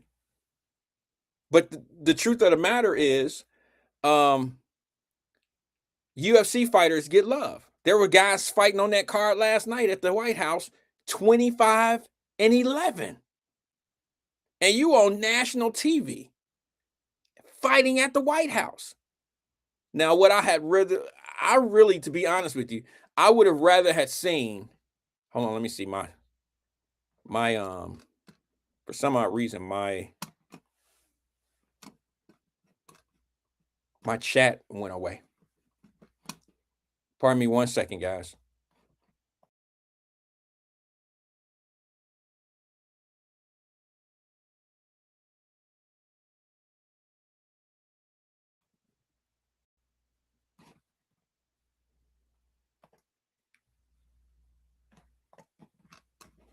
Okay, I'm just trying to get my chat back up. It's off my screen. I'm sorry about that. So let me ask you guys. I meant to ask CK when he called. How did you guys feel about the UFC doing a fight on the White House lawn? Because I know there's some people that's bitching and complaining about it. I don't understand why. I don't know what the big deal is. So I'm gonna have to look at the monitor here just to see. But how many people found it to be a problem that they did a UFC card on the White House lawn? Did you have a problem with that? If so, why? I'm just curious to know. Why would you have a problem with that? Because I remember a few years ago, let me see if I have it queued up. Okay. Ron Dula said don't give a so YouTube is showing up on my screen over here on my monitor, but it's not showing me anything on Facebook or Twitch and any other spots. So my YouTubers, I can see your comments. My other platforms, I can only see it on my little small monitor right here.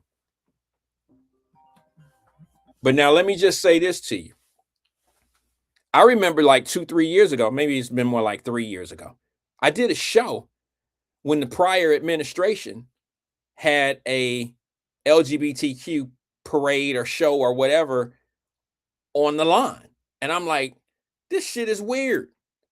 This is weird. So I'm not going to sit here and say that the UFC thing was something that I prefer, because I rather had seen boxing. But that all being said, the same people who have a problem with UFC being at the White House, I just wonder if you had a problem when Joe Biden had the LGBT parade on the lawn and hung the LGBT flag up on the White House and had naked transgender people. Naked transgender people on the White House line. Remember, I did a show about it. So if you didn't bitch and complain about that, don't bitch and complain about UFC being on the White House line. Don't do it, because you look foolish. You look foolish. All right. So if you didn't like either or, I respect that. Because I could live without either one of them being on there. But to be honest with you, ethically, these are the same. The reason why you didn't want UFC on the White House lawn is for the ethic. This is them. They're going back to fighting, and this is the American traditional way, and this is just a white man showing you how he liked to see people beat on each other. Well, what do you say about transgenders being out on the damn White House lawn? You know what? I got that video that I had. I was looking for it. This is from the show that I did years ago when I didn't agree with the White House being with them being out on the lawn. Let me see here. Let me see. Where is that thing? Yeah, I got it. I remember having it. Here it is right here. Y'all don't remember this? I did a show on it, so don't act like it's brand new to me. I did a show about it. I did a show on it 3 years ago. Check it out. Remember this? Happy Pride Month. Can we take a little video? Hi, Mr. President. It is an honor. Trans rights are human rights.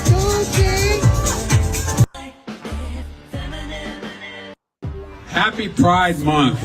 Can we take a little video? Hi, Mr. President. It is an honor. Trans rights are human rights. Y'all remember this? Remember when they were on the White House lawn and it was the transgenders and, all of that, and they were out there naked and shit, showing their breasts and how real they were and how their transgender surgeries, it was who had the best body. Y'all know them boys, right? Y'all know them boys. The nerve of some people, the actual nerve of some people who always got something gloom and doom to say, but they never think about, they never talk about the shit that they co-sign. Now, I'm going to be honest with you. I'm in a combat sport as a profession, but now let me just say this. J. Rose says people were naked. Yes. To me, when you take your top off, you're naked. I ain't say bow naked. When women or boys who have breasts, when they take their shirts off, this is explicit. This is X type shit. This isn't men out there with just regular built bodies and, MMA fighters. If I had to take a choice of what I'm going to go to at the White House, if I was invited, if I got an invitation to go to a UFC fight, I wouldn't necessarily want to go, but that's the one I'm going to choose over that other video that I seen. I'm not going to go to the White House line and watch a bunch of transgenders and gay dudes out there with female bodies take their shirts off. And none of y'all had a problem with that? Y'all didn't have a problem with that? Yeah, okay. Keep on having a problem with what they teach you to have a problem with. Every time they want you angry and upset, they hit the switch. We're going to have them motherfuckers mad tomorrow about this shit. Watch this. Elon Musk is a trillionaire. Oh, yeah. We're going to make all the poor people feel like shit because Elon Musk has $1 trillion. And we're going to use our millionaire politicians to make them upset because we know they don't know no better. We know they don't know any better. They know them politicians know a language. They trigger words. They say things to people to make you feel upset about something that they don't even clearly understand. They don't know nothing about. They know a little bit about IPOs because the fact that they invested. The same Elizabeth Warren and some of them other ones, I bet you they bought into that SpaceX. I did. It got a 20% return right away. Right away. So if you have access to $100,000, why wouldn't you buy a SpaceX? Why wouldn't you buy $100,000 worth of the stock and by the end of the day, it's at 22% return? It's at a 22% gain. Why wouldn't you do that? $100,000, you just made $22,000 in a matter of hours. Why wouldn't you do that? You don't think that Elizabeth Warren and Bernie Sanders and them guys who got multiple houses and worth millions of dollars, you don't think they have investments in the same big pharma groups that they talk about are bad? You don't think that that's where they make? That's where they make more money in the stock market than they do the filthy money that you can't prove that they're making. Okay? They make more money bitching and complaining about the same things that they've invested in. You think Nancy Pelosi is a genius when it comes? Nancy Pelosi can barely get a word or two out without saying She's no genius. She just has insider information. When you can regulate credit card companies, you can regulate or deregulate how they move, but yet you're invested in these companies. How fair is that? She don't tell you about that, do she? She don't tell you the position that her and her husband were in to be able to lay down $100,000 on a credit card company because they now are voting on regulations of credit card rates and things of that nature. They don't tell y'all that stuff. They only want you to be mad at the people that's coming up. And see, here's what I've learned in life. Just being honest. I've learned that people who have you focus on other people have more to hide than the people they have you focus on. Mama told me that a long time ago, but in a whole different kind of elementary kind of way. Are they making fun of you on the bus because they don't have them shoes? They making fun of you because they don't have new shoes. I remember when I got a pair of Jordache jeans and I got capped on. Like, why? I got on Jordache jeans. Now, y'all know how far back that was. I had on Jordache jeans and an Argyle sweater that I got for my birthday and got capped on. Now, y'all know I'm old, so capping means, you know what I'm saying? I got talked about. Today, capping is something different. But how do you go to school with some expensive clothes on that you really can't necessarily afford, but your parents found a way, your mama found a way, your granny found a way, and the people around you who don't have what you have cap on you? This is a taught behavior. And when you're used to accepting that type of behavior, then it's nothing to stop people from manipulating you later on in life. You're receptive to this type of behavior. People that generally have you focus on other people, they have the most to hide. It's either they have the most to hide or they don't know anything. They can't teach you what that person knows. They can't teach you how to be successful. Listen, do you know how ridiculous some politicians are sounding by saying that Elon Musk is stupid? That he's stupid? Call him anything but that. Call him anything but stupid. All right? Don't say he slipped and fell and became a billionaire by accident. Don't do that. That just sounds ridiculous. All right? And when people teach you to hate people because of their success, instead of teaching me how to hate that person, why don't you teach me how to be successful like them? How about that?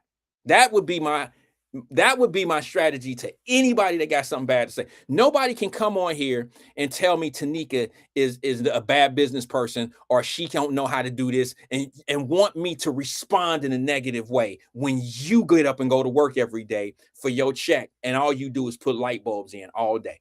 How hard is that? You put light bulbs in all day. But Tanika out here hustling and grinding and doing, she working like a Jamaican. She got 6 or 7 jobs trying to make her business go off the ground. I got more respect for people that fail than I do for people that don't even try. But yet, you know, we got more cheerleaders of failure. We got more cheerleaders of hating. And you've been taught that. I told y'all, boy, some of y'all parents just, your mamas just destroyed you. And when I say stuff like that, it's funny because years ago when I said what I'm saying now, and I stood on my circle. When I said this years ago, I was a hater. I lost views. Nobody wanted to rock with me. Oh, he this, he that. Oh, he think he this, he think he that. Now you got people who say the same thing. People that you love who now saying things like, man, you know, our women kind of messed us up because they got us thinking. It's the same shit I've been saying. I just said it in real time. I said it before most people said it out loud. Now, oh, he a hater. He a hater for saying that. Y'all remember when I got in all that trouble right here on Wyatt Live because I said women can't raise a man? Remember that? Now, how many DL Hugleys and all that old shit you hear saying that same thing? And y'all love them cats. When I said it, it was, oh my God, it was going against the grain. It was, you can't criticize a black woman like that, bro. Or you know, it was almost like you made it seem like I was blaming our women. No, I'm not. No, it was more of a blame to the man. Some things you're just so sensitive to, you don't see the truth, and you can't find the truth. You can't look past what was said, so you can never find the truth. It's like, bro, I said what I said because that woman shouldn't have to raise a son by herself in the first place. But instead, you want to attack me for what I said, and you don't even understand the substance behind it. You don't even know what I'm saying. And it's all good. I don't care. I really don't. That's why we are the smallest viewed show in the Cincinnati area, my hometown. And when I tell you certain things, like I told you about the Carmelo Anthony case, now what do you say when you start hearing? Now they then took the muzzles off of the parents. Now they can open, since the case is over, now people can say something. How y'all feel now that you didn't heard his parents? Have y'all heard his parents? Have you heard Charleston White? Have you heard have you heard the prosecutor? Have you heard the reason why Carmelo Anthony didn't take the stand? Did you hear any other stuff? Don't it play into what I was trying to tell y'all? And you know I have people on here and they know who they are. Well, how do you know? Because I got some damn common sense. Okay, I never said I knew exactly what happened in the courtroom. I was just as far away from the courtroom as you were. But my common sense tells me certain things. You don't apply common sense. You just want to be combative. And that never works. Being combative, it never works. You just want to be, you don't want to necessarily be right. You just don't want somebody else to be right. Because somebody else's right will make not only this situation wrong, it makes everything that you look at wrong. The same way we looked at this Carmelo Anthony case, if you looked at it as he got jumped and you was just listening to people talk shit, and that was what you ran your opinion on, off people talking shit, then you're accustomed to people just talking shit and you falling in line, believing what people just say. My common sense don't lead me to that way. I just got better common sense than that. My common sense don't tell me that this young man got jumped by by the whole tent or a group of people and all this old shit. And then nobody in the courtroom testified, even his 4 friends. Y'all think Carmelo Anthony went to that track meet by himself? You don't think he had people with him? You don't think he was there enjoying what high school kids do at track meets? He had buddies there. None of them collaborated a story saying that he got jumped. The reason why he didn't get on the stand is because he would have had to lie. Nobody backed his story. Here's the other thing. There wasn't no, it was an all-white jury. Now that's a lie. That's not true. But whatever you need. And then here comes Jasmine Crockett. Well, if I had two boys, and y'all know she turned on, she's the off and on switch. And I don't care. You can say I don't like black women, all that old shit. You keep on following for that dozy-do bullshit. She get on here talking about if I had 300 people, 300-pound guys jumping on me, it'd be more than hands too. Why would you say something like that, Miss Crockett? Why would you say something like that when you don't even know?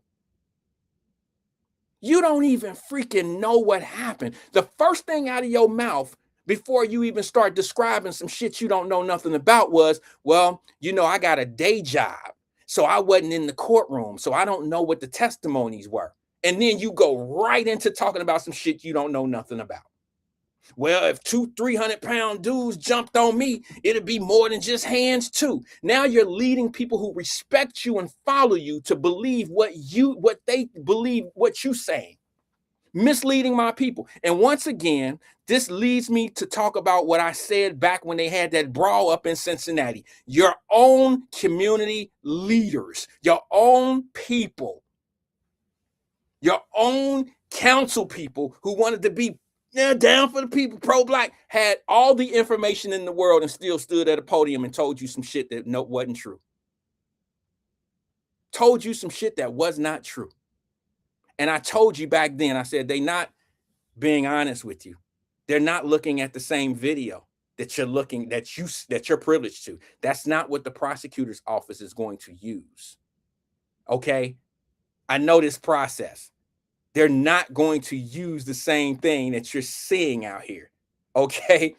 The prosecutor has a reason why they're doing what they're doing, because they have a solid case against certain people. And your own leadership came out here and wanted some white dude to get charged, and they didn't care that it was going to cost the city millions of dollars, because they knew that if they didn't say something, the black community was going to hold them to the fire. They knew it. See, this is what's wrong.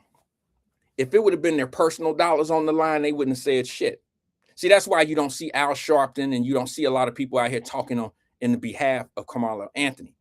The reason why they're not saying anything, because they know it's a cut and dry case. They know that it was a sunken ship. They knew he was going to lose because he had no grounds to stand on.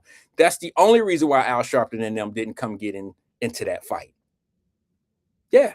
They knew if they said certain things and couldn't prove it and blah, blah, blah, that there was going to be some lawsuits. See, this is how certain people are handling these grifters now. They starting to file lawsuits on them. You know, the Elon Musk is a Nazi and all that old shit. There's a lot of litigation going on right now for people who made those allegations on television. Yeah, there's a lot of litigation out there right now. A lot of people being sued, a lot of networks. And you don't hear about it because the networks they're not going to tell you, hey, we got sued by somebody. We had to pay them $10 million because we were reporting things wrong.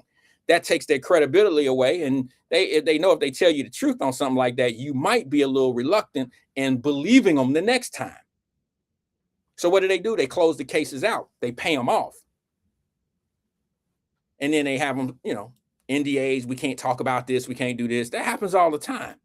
The only thing that you believe is what you're being told by certain people. And to be honest with you, I'm not mad at you. I'm kind of mad at you. I'm kind of mad because here's the thing. When are we going to learn? When are we going to learn that people don't shoot us straight and they want us out here in these streets mad? They want us out here in these streets mad. No matter how much the truth may hurt, it's the best thing for you. So I had to do it in the Breonna Taylor case. I've done it in a lot of cases that happened during the time that we were on Wyatt Live. I don't say anything because I don't believe the first information that's put out is always wrong. The first one with the breaking news story and blah, blah, blah, it's always wrong. That's the thirsty story. That's the ones that's thirsty to have the attention. Watch me, watch what's happening, watch what's this and watch what. I knew that Kamala Anthony was going to jail. I just didn't know if he was going to get a manslaughter offer or if I didn't know what that was going to happen. I mean, I didn't know what was going to happen in the actual, disposition. I didn't know what it was going to be. I didn't know if it was going to be murder, manslaughter. But they came back 3 hours later, 22 witnesses on the stand. And here's the other thing about the people that were told, no, you can't get on the jury, because it wasn't because they were black. It was because they said some things. Well, here's the thing that's never going to happen. They're never going to select a jury member who says, I hate to see this young black dude. We got too many black kids in jail right now. I don't know if I can convict somebody. Not because of the crime, but because of his color and because of we already got too many people like that in the penitentiary. They ain't gonna never select somebody like that to be on the jury. You're biased. They're never gonna select anybody like that. But what did they tell you? Well, they told you, well, these were 3 school teachers and they kicked them off because they were black. Vernon said, I'm gonna read it off the small one, bro. Sorry. Kendall Anderson on Facebook says, and I don't know why I'm getting these mixed. Guys, bear with me. I don't know why I'm getting these signal crosses on the chat, but I'm gonna read this one. He says, how could it be stand your ground when, excuse me. He said, how could it be stand your ground when one is on someone else's turf? Number one, you're right about that. It's hard. You got to understand. You don't have to be a genius of Texas law, but let me just give you a common sense situation. It's kind of hard to say that you're protecting yourself and you're standing your ground in an area that you're not supposed to be in. That's the first thing that they're going to ask you on the stand. If you're Carmelo Anthony, they're going to say, why were you there in the first place? Who invited you? Okay. Is he in the stand? One of the 22 kids, that kid invited you into the tent. Okay. So you were never invited. So now you're in an area, you're in a place that you're not welcome, and you walk into that unwelcoming situation. And this is worst case scenario. Okay. So now you're going to stand your ground in an area that you're not even supposed to be in. That doesn't make any sense. That don't float in the court of law. Number 2, I told y'all right here live on the air that I didn't like the people around Carmelo Anthony. Now y'all know what I'm talking about. I told y'all the guy who was the Al Sharpton wannabe. I told y'all he was full of shit. The Action Network dude, I think that's Al Sharpton's thing, so I don't want to, they the same shit, but I'm just saying his is called something different, but it's the same type of movement. The guy went on, as soon as the muzzle was lifted, he go out on I got that clip too. He come out and says, yeah, the video that we seen in court, the video that we were privileged to, it never showed anybody jumping Carmelo. He never got jumped. So if your defense was, I got jumped, so it's self-defense, the video don't show. It doesn't help you. And then it all became about a money thing. And it was clear that it was about money, but it was about race first. His whole team, before he hired his lawyers, his whole position was black and white. They tried to stir this thing up to be this innocent black kid is being done wrong. And when you have that many witnesses and when you have that much video and you have all of that going against you, it's kind of hard to say everybody was against you. Maybe you just did something and nobody's with you on your story. That's why he can't be put on the stand. Let me go to the phone lines before I get out of here. Good afternoon, caller. This is Wyatt. Who am I speaking with?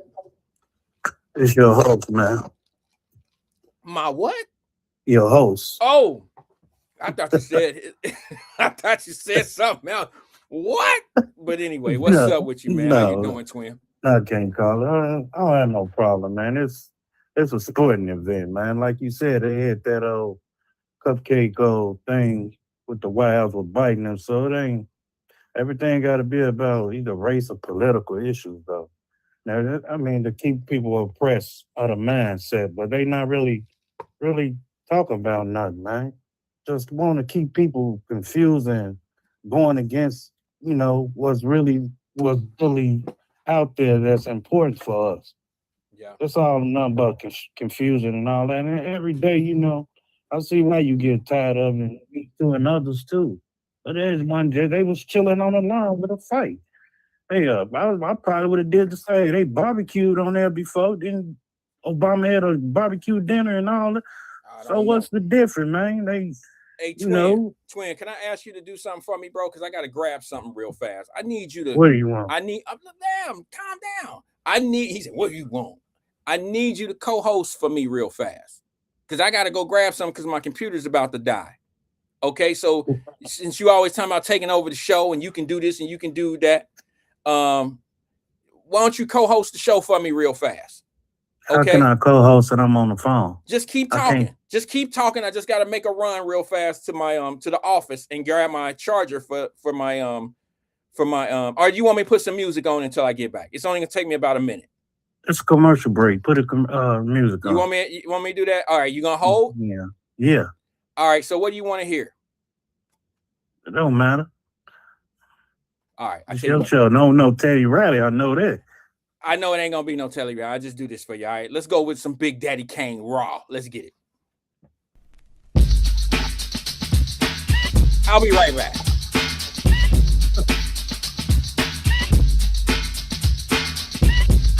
I'm coming. I'm coming. I'm coming. I'm coming. I'm coming. R-A-W.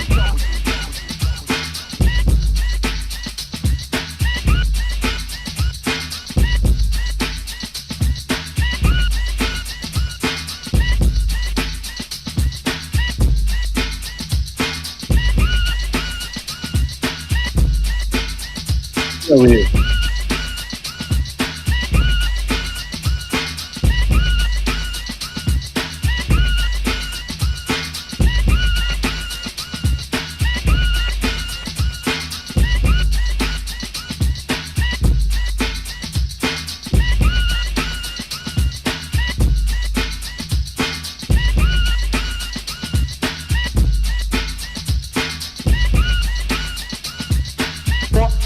Get more.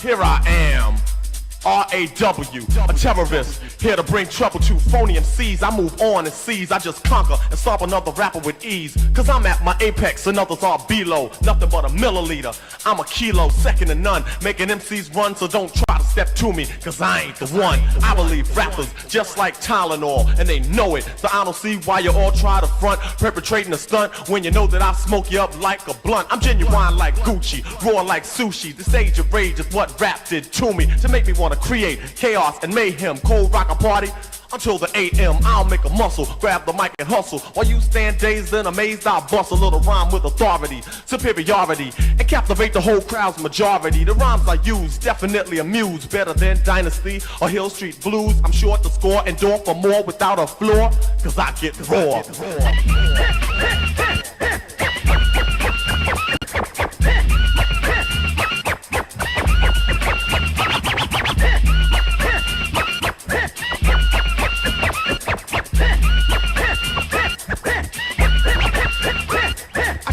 Like a reverend, rapper start severing, and in my lifetime, believe I never been beaten or eaten and just tooken out. You know, come to think about it, I keep MCs looking out and real nervous when I'm at your service. So give me that title, boy, you don't deserve this. I work like a slave to become a master, and when I say a rhyme, you know that it has to be perfectly.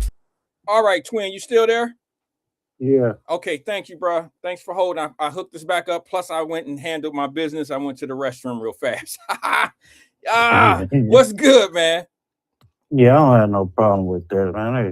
I don't know. I just don't have a problem with what? I'm having a UFC fight and whatever on the White House lawn and whatever. I mean, well, wasn't my favorite thing. Hey, well, nothing but a party. You know how you throw a party, invite guests and all that. That's all. So the man decided to have a UFC for his birthday, and for I guess America being 250 years. I guess.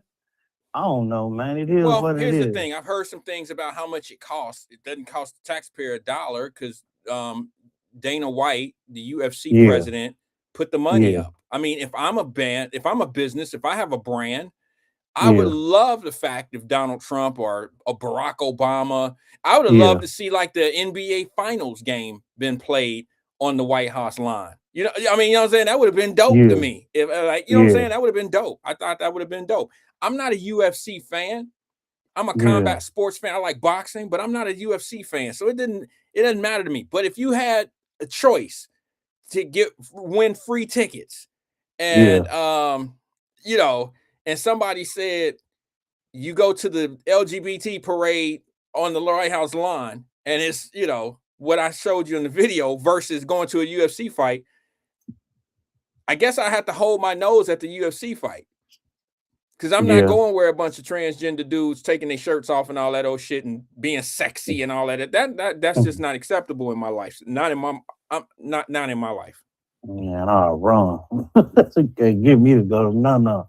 Hey man, I ain't know. You know, when I first came, I know about warrants and everything, but when I got stopped in what is that, Mount Healthy, Springdale police, I didn't know what a KPS was, to be honest. You found out though. Yeah, I said, what is that? He said, you missed court. Yeah. I said, huh? I said, you mean a warrant? He said, well, yeah, something like that. I said, why you just didn't say warrant? Oh, well, that's what we call it, KPS. I said, oh, I didn't know that though. Well, he re-incited, re-incited me. Yeah, he recited you. Recited but those me, are different though. Back. Those are different though, twin. A KPS and a warrant are different things. Now that I know when he had told me about it, but I kept hearing the KPS, you got a KPS and all that. And I'm like, huh? I didn't know what it was. I was lost. So yeah, and everything. That's it. But the NBA game, I thought it was gonna go at least 7 though. Really? And everything. Yeah, I thought it was gonna go 7, Listen, but you know, I don't like New York.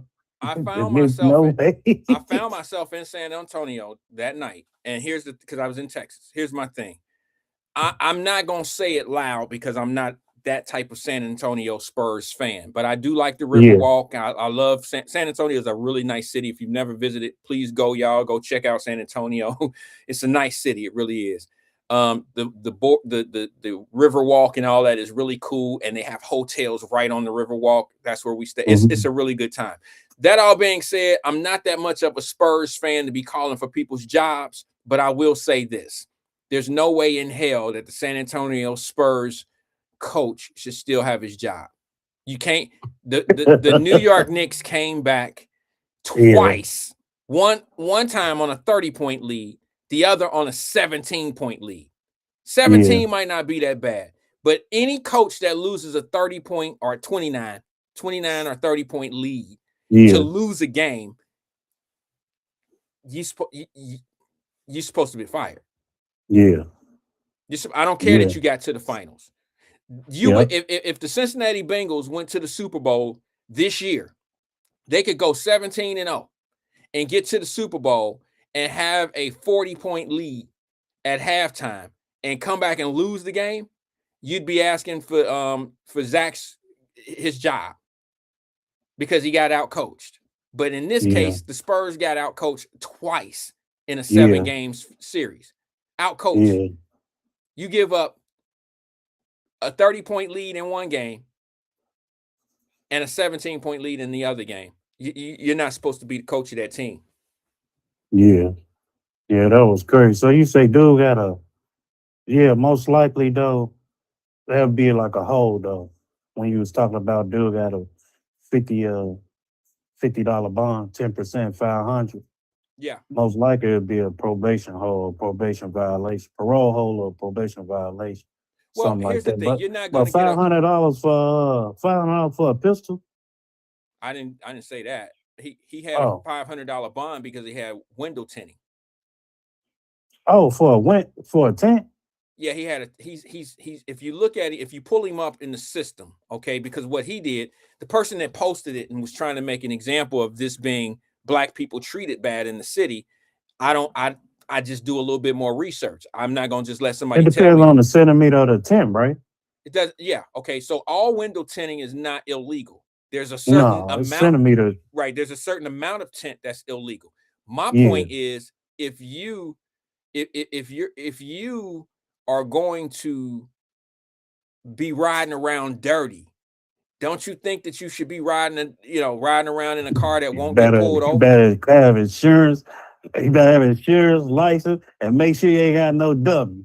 Yeah, you can't ride around the city No. dirty, and then when you get pulled over, you go to jail, and that holder is what's holding you in. I guarantee you, it's not Yeah. a $500 bond at 10% holding that young man in. It's Yeah. the holder that he has, and we don't know. I could call the clerk's office. If you really Yeah. want to know, I could call the clerk's office and get the information. Anybody can. It's public information. You can Yeah. find out. But I need your city leaders or your people who talk about how things are, how black people being treated so bad and this and that. What y'all need to do is ask them about all these open warrants. Why is it 125,000 people out on the streets and haven't settled their issues in the court system? Somebody need to. Those are real questions. They keep talking all this old bullshit, doing these studies and running all this old shit on stuff that don't really matter, just to keep people agitated and keep people out in these streets and thinking a certain way. Start teaching your people the right thing. See, here's what happens. If you really do your research and find out why people out here running around, you'll see how petty the shit is too. You'll know why the police don't really want to do their job. You'll know why they don't really want to be bothered with people who out here acting a fool, because when they lock them up, they don't stay locked up. When you lock them up on some shit, they get right back out by a judge. And the judge let them come back out to be who they gonna be. I told you last week, it didn't shock me that it was some shootings in the city. All I got to do is pay attention to certain things. Who they going up in front of, what's going to happen, and if the likelihood of them getting right back out on the streets with no supervision. Are you having in Florida court too, like in Hamilton County? It's the same way. It's the same. You got to live in certain areas. It's not an accident, fam. It's not an accident that a lot of crime happen in these cities. It's not an accident. It ain't got nothing to do with the white man. It does, but it ain't got nothing to do with what they want you to believe. It has everything to do with people. They get paid off of this conflict and chaos. It is a system that is put together for a revolving door of chaos and nonsense. They know it, and they have to have that in order to keep things going. People don't know that, but that's what it is. And then they come up with making people believe that it's everything but what it truly is. I've been around it my entire life. It's always been the same way. And you'll never get anybody to change it, because change would make things better for those that are going through this unnecessary chaos and dysfunction. If you really wanted to change it, you could, but it's too many people getting paid, getting money, putting programs together and all this old shit. And I could say a whole lot. I just choose not to.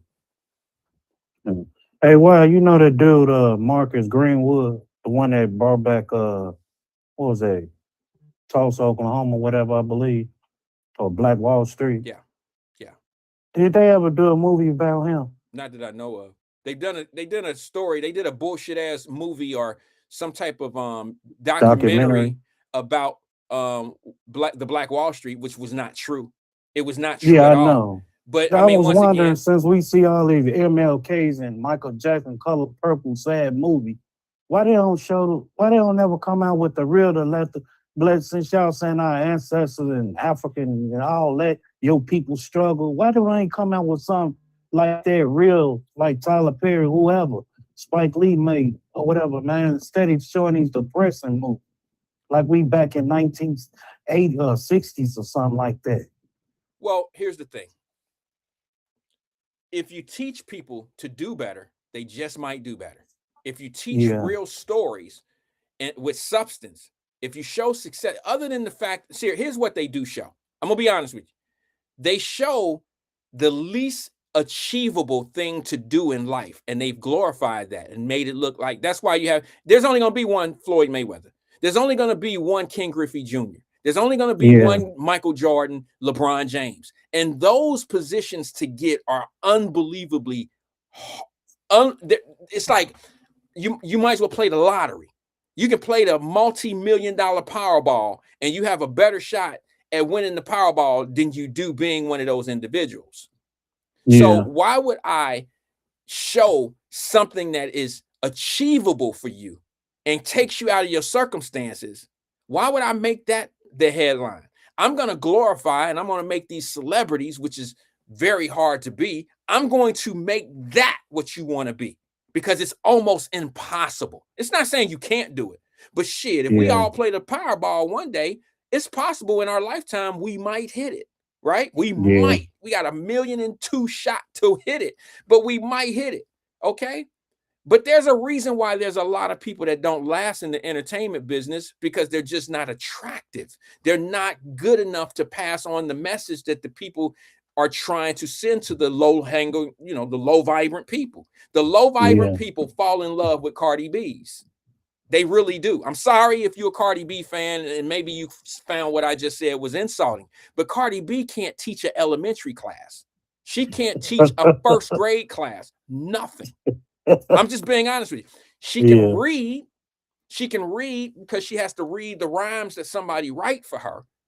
But think about that. That is who they used her in the political world, bro.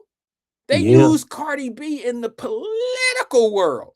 That shows you how low people are willing to go for the influence. And if people don't like what I'm saying, I'm sorry, but it's the truth. Go get somebody like Dr. Odell Owens out of Cincinnati, Ohio, rest his soul, who says things like the key to get out of poverty is to educate yourself. They don't want that to be the glorified person of they don't want people like him. They don't want that. They want somebody like a Dr. Umar Johnson, who is like this. Dr. Umar Johnson say everything to make black people feel like he on their side. And then he turn around and do some things that make him a little bit suspect, right? So not only does he say all that stuff now to black folks, but black folks don't trust him. Yeah. See what I'm saying? Hey, Hey, well, I got a question. Say somebody, how I want to put this. Say the building it was owned, but you own the building, but you say your grandma or somebody passed away, but it's in your name. You took up the heirs or whatever. Or whatever. I think I'm saying it right. The heirs or whatever. Title to the deed and all that. But it was almost in full. No, it's not in foreclosure, but they you got to still pay property taxes on it and all that. But say it caught on fire, right? And it really needs to be demolished or whatever. Say it caught on fire, and there's police, this fire department, the fireman died and everything. So the person I'm confused as hell, bro. What you talking? What? What? I'm saying, say you own the building, right? Okay. Your grandma or somebody left it to you. Okay. So I think they was about to I don't know if they was gonna sell a building and just let the city take it, something like that, but it's still in your name. Okay. So it caught on fire and the fire department come there and he fell through the floor and he died. Okay. So are you liable for his death? Well, I don't know about that. I mean, I don't know about how that type of stuff works. I mean, the firefighter is inside of a building that's on fire. It was on fire. Some dolphins was staying in there. Right. It's already a risk for him to caught on fire and all that. And so the fireman came there and put it out, but I guess the floor wasn't leveled off, or it was off level and he fell through. It might not have been it may not have been that way before the fire. I mean, you know what I'm saying? The fire might have caused the floor to, pucker or something. You know what I'm saying? So that's not really something that I'd have to have a fire. You got to have a fire report. There's a whole lot of stuff that play into how you come up with who's liable. It might even be liability on the owner there's some codes and stuff that may have been violated prior to the fire. So you already have liability at that point. So it's a whole lot of different stuff. Since the people been gone from it, probably about 10 years maybe or something like that, and everything, and lesser than that. And it happened like 2 years ago, 3 years ago, but they in court now because of that. Because the fireman died. And I'm like, how is he liable before there's a fire? Yeah, so that's his job to put out a fire. And here's what could have happened. Here's what could have happened. the city, let's I don't know what city it is. Let's just say It's Chicago. Okay, Chicago. Chicago Housing may have been sending, or the city of Chicago Housing Authority, not Housing Authority, but the city of Chicago, who handles all their vacant buildings and their properties and stuff. They may have been missing inspections or whatever due to the owner of the building. So there may have been a lot of different notices and complaints about that property, and the owner hadn't been taking care of it. And there lies liability there if you're not taking care of your property and something happens to somebody in that property. See what I'm saying? On the property, in the property. If it catches on fire and it doesn't have, certain things that it should have had prior to it catching on fire, regular things that the state regulates or Chicago regulates. If it doesn't pass these inspections, the owner can be liable for what happens. If your vacant building becomes a spot that's being used for illegal activity, you can end up paying fines, or you can be liable for something that happens to somebody in there. Oh, okay. Yeah, that's pretty normal. Probably no. Yeah.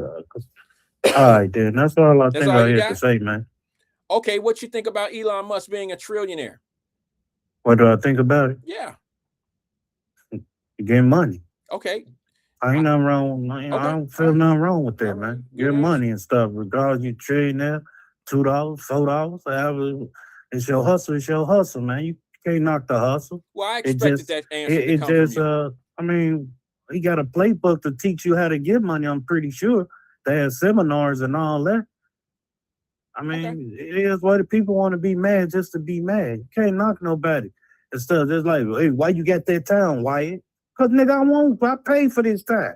I want to look good. Oh, why this, why that? There's always a why to everything. And then you come back, hey, man, I'm going to tell you why I do this for a reason. This is why I do it. I just don't do it I do it for this. There's a reason and why behind everything. And when you keep on asking me why, I'm going to show you why I do it. And that'll be your answer after I get through showing you, like, man, that's game right there. You ask me why, so here go the game right here, you did. So that's how I give them. It's about free game, man. Okay. So give them the game and stuff. Quit asking why. Don't hate on me. I'm gonna motivate. I'm gonna teach you how to get it, player. You gotta stop all that hating and all that. Worry about my pocket. I'm gonna teach you how to fill your pockets up too. Okay. And one last question for you. Doing this. One last question for you. What did you think about the verdict of the Anthony trial? Carmelo Anthony. To be honest, he bogus. I hate to say it, 2 lives lost. He lost his life to the system, and the guy lost his life to the grave site. It should have been prevented. I would have went my black ass home, to be honest. Okay. I ain't got to stunt in front for nobody. I've been in situations, but I ain't about to, I'm about to hurry up and get out of this gym because I know what it's going to cost me. Either to the grave site or jail. Yeah, but and you chose jail. Yeah, you had all your surroundings around you. Your mom and them, I mean, I'm pretty sure brought you up. You's a track star, whatever, sports guy, smart guy, I heard, or whatever, from different stories. But, man, the way you surrounded in the system that was around you, I didn't ever, that's why you can't really, man, I feel sorry for the kid, man. He young. And he was, I'm pretty sure he brought up in a good family environment, man.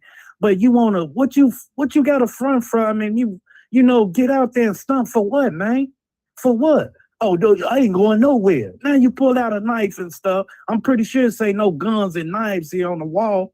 And you want to show out and stuff. And then your mans and them saying, hey, he wasn't jump. And then you got a bogus system with Al Sharpton and all that. Where y'all at? Why y'all not supporting this man? Y'all said lives matter, right? Black lives? I mean, they phony to me, Wyatt. So it's sad, man, just even looking at that kid. And I ain't never seen no kid get dressed out that fast, Wyatt. I at least had to wait a day or two to get dressed out. And he went to a penitentiary that fast. They cold in Texas.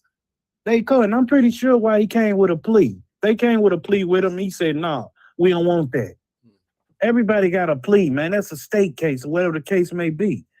And then regardless of anything, because, they came with a plea with him and everything. I believe he turned it down, and he had that weak-minded lawyer, and his parents weak too. Well, I don't know. I'll be honest. I'm gonna show you a clip of the prosecutor and of how they felt why they chose to do what they did. I don't know if a plea was ever offered, to be And honest. why? I'm pretty sure it was a plea offer. I don't think so. I think the plea offer was 20 years off the max. I heard that. I mean, off the minimum. 20 years for that murder. Take this 20 hot piece while you at it. If not, you take a trial, we're gonna light you up. And once you don't take that offer, White, hey, you play with them folks if you want to behind that suit, behind that robe, and that, then they go play with your mindset. Yeah, whatever. And that's what he did. Where did you hear that? Where did you hear that he had a plea deal offer?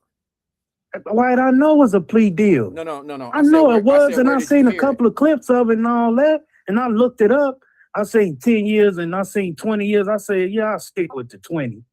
I said, I'll go with the 20. All right. But 10 years, that's manslaughter. No, he ain't gonna get no damn manslaughter because there's too many witnesses there saying that, hey, no, he just stabbed and all that. They couldn't see. So he didn't get jumped. So why wouldn't you think he would take a plea deal if he didn't? Because they had a better, they feel like they had an upper hand on him. I know. I'm saying why. And they was believing him and all that. Man, he didn't want to take that. No, I ain't taking that. I'm taking the trial. So if and his lawyer, hey, I think we got a better chance to win. I don't think his lawyer ever said that. Man, I'm pretty sure he would have said cop out to this plea. No, because come on, man. No, I've seen an interview, Twin. I've seen an interview of his parents telling him.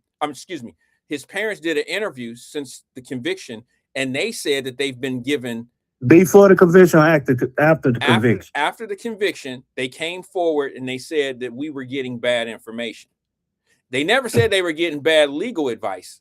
They said they were getting bad information. The information, and when the information got to come to the 100,000, 60,000 that you put on that lawyer or public pretender. No, that's not. See, that's what most people would think. Okay, where's the information coming from? I'm about to tell you. Just let me talk for 10 seconds, and trust me, you'll get it.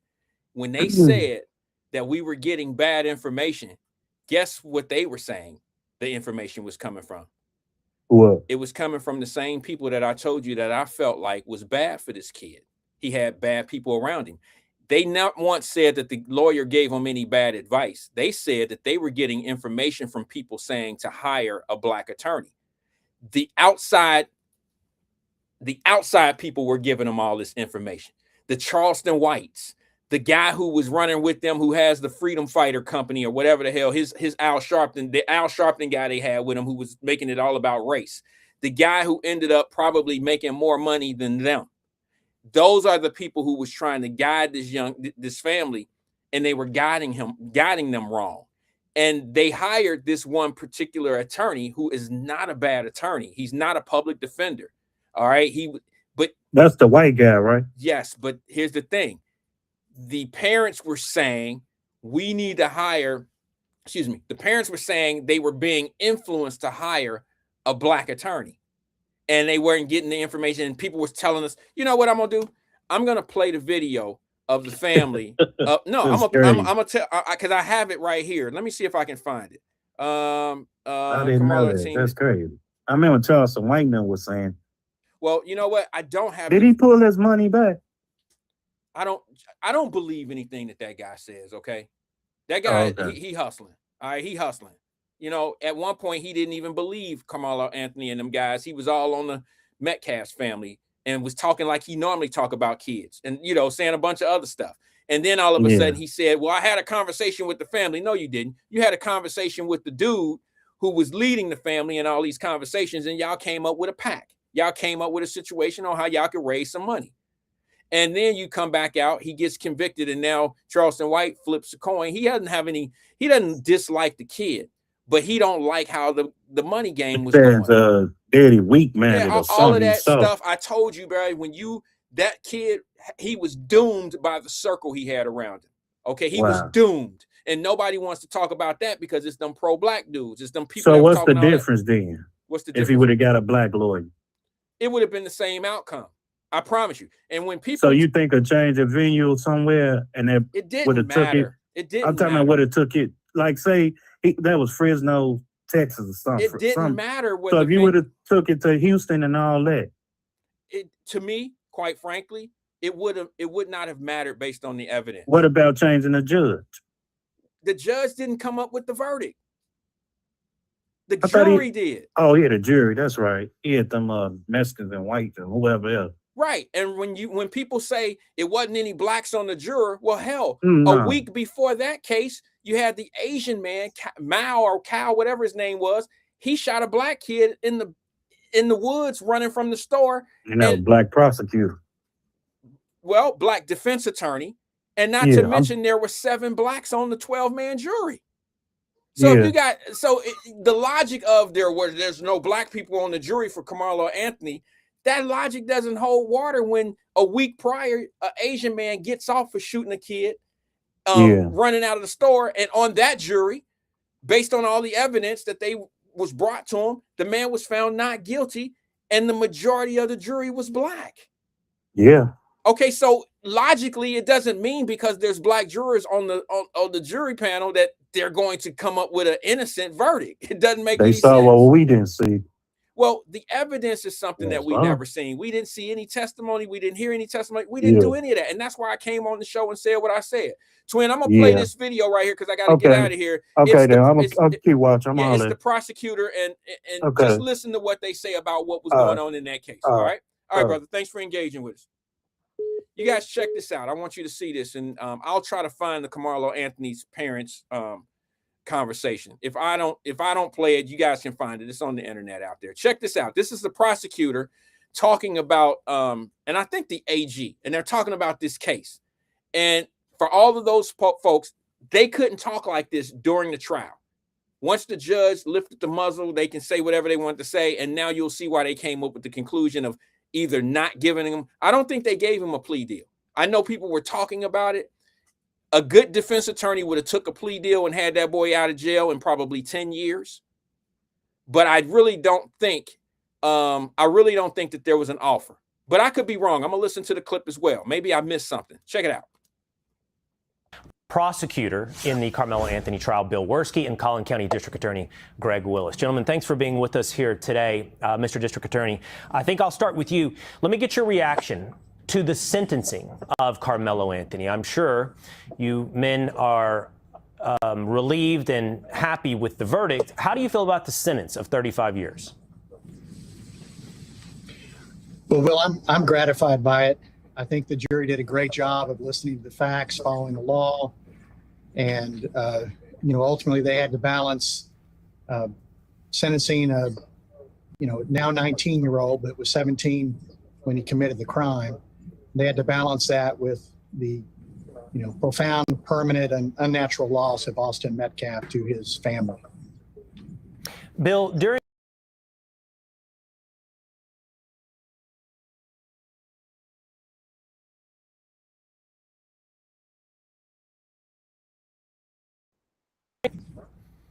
Well, a lot of legal strategy that goes into that, Will, so I can't really get into the ins and outs. I can tell you in any criminal trial, especially murder trials, both sides kind of play the hands they're dealt in terms of the cards. But it's not unusual, having done murder cases on both sides for 30 years, to have a punishment phase go that fast in a Texas murder trial. What has been, I'll go back to you for this one, Greg. What has been the reaction of the community? You're the district attorney in Collin County.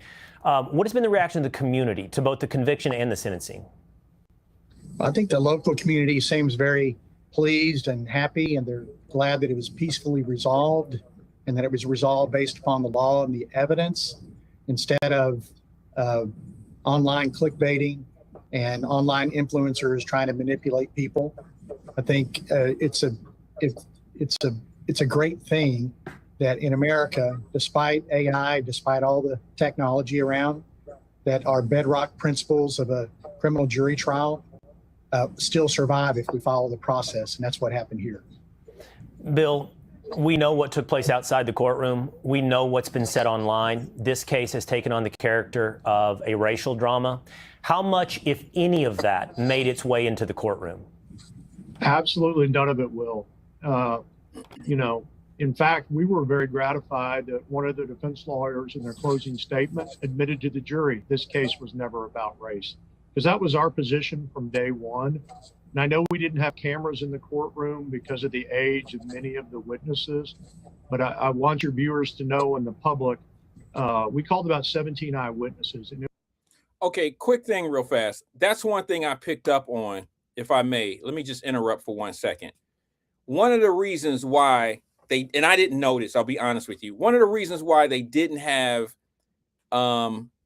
cameras in the courtroom was because of the ages of the witnesses. I know everybody heard that, but I just heard it again, and it just made me think, because I went on the record right here on Wyatt Live and said, I don't agree with the judge by not allowing this to be on video. I guess you could easily just blur they faces out, but it's kind of hard to do that live, but you can have a 10-second delay and stay on it. I still don't agree with them not having this case live, or being at least recorded, and letting the public see and hear the testimony. I just thought that would have been a little easier, because I'm watching all these people outside stumble and fumble and fight and rustle and tussle, and none of them are in the courtroom listening to the evidence. None of them are listening to the facts, and they're all out there like somebody's being done wrong, and that goes for both sides. The people that are defending Carmelo Anthony and the people that are against Carmelo Anthony. Y'all didn't know the facts any more than anybody else, and y'all out there fighting and just believing what someone has told you, and it's not right. But people understand that there's people like this out here, and all this misinformation is directed right down their alley. It's on purpose. So continue to listen. And here's the other thing. I think, Deanna, I heard you say, of course, Fox News. I dare CNN to put something on this informational. I dare CNN or MSNBC to put something out like this, where they're asking the people who were actually in the prosecution of this case questions that we want to know went on in that courtroom. Why did you handle your case like this, and blah, blah, blah, blah, blah. Where do the facts lay? CNN ain't worried about where the facts lay. They want y'all on 10. They'll never give you facts like this. They'll never let it come out of the horse's mouth. They'll never do that shit, because shit'll start making too much sense. I'm going to let this continue. Go ahead. 17 eyewitnesses, and it was a very diverse group of. This case was never about race, because that was our position from day one. And I know we didn't have cameras in the courtroom because of the age of many of the witnesses, but I want your viewers to know and the public, we called about 17 eyewitnesses, and it was a very diverse group of young men and women that came into court to testify. And the jury that saw that quickly realized this case was never about race. This case was about murder, plain and simple. Bill, there's been a lot of misinformation. There's been people suggesting it was an all-white jury. It was not. We know the facts, an all-white jury. But your critics will say, well, there were no black jurors. Tell me about the jury selection process. Well, we started out with 500 jurors, Will. That was whittled down based on specific answers and questionnaires to about 250.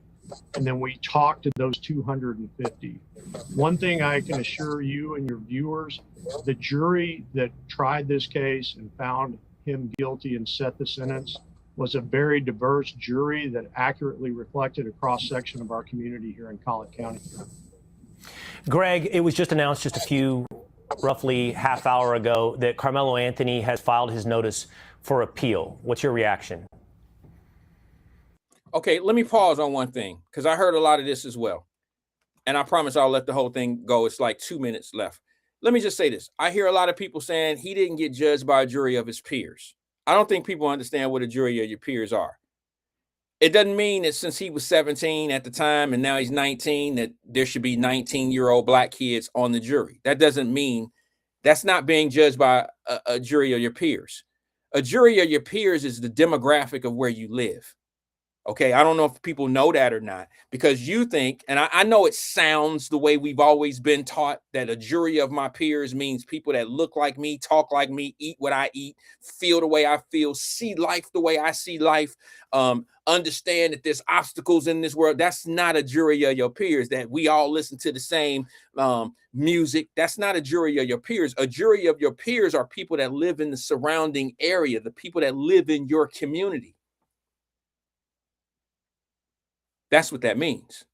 Okay. It doesn't necessarily mean we about to go get, they have 500 people on the jury panel, or selected 500, whittled it down, took it down to 250 and grabbed their 12 plus their alternates out of the 250 people. Yes, they had to get rid of a few jurors because some of the jurors said that they couldn't be, there was no way that they could be on there and send this young man to jail. And they hadn't heard any of the facts or seen any of they haven't seen anything yet. In their mind, they had already said, I can't send him to jail. I mean, who would want that person on the jury and they don't know the facts?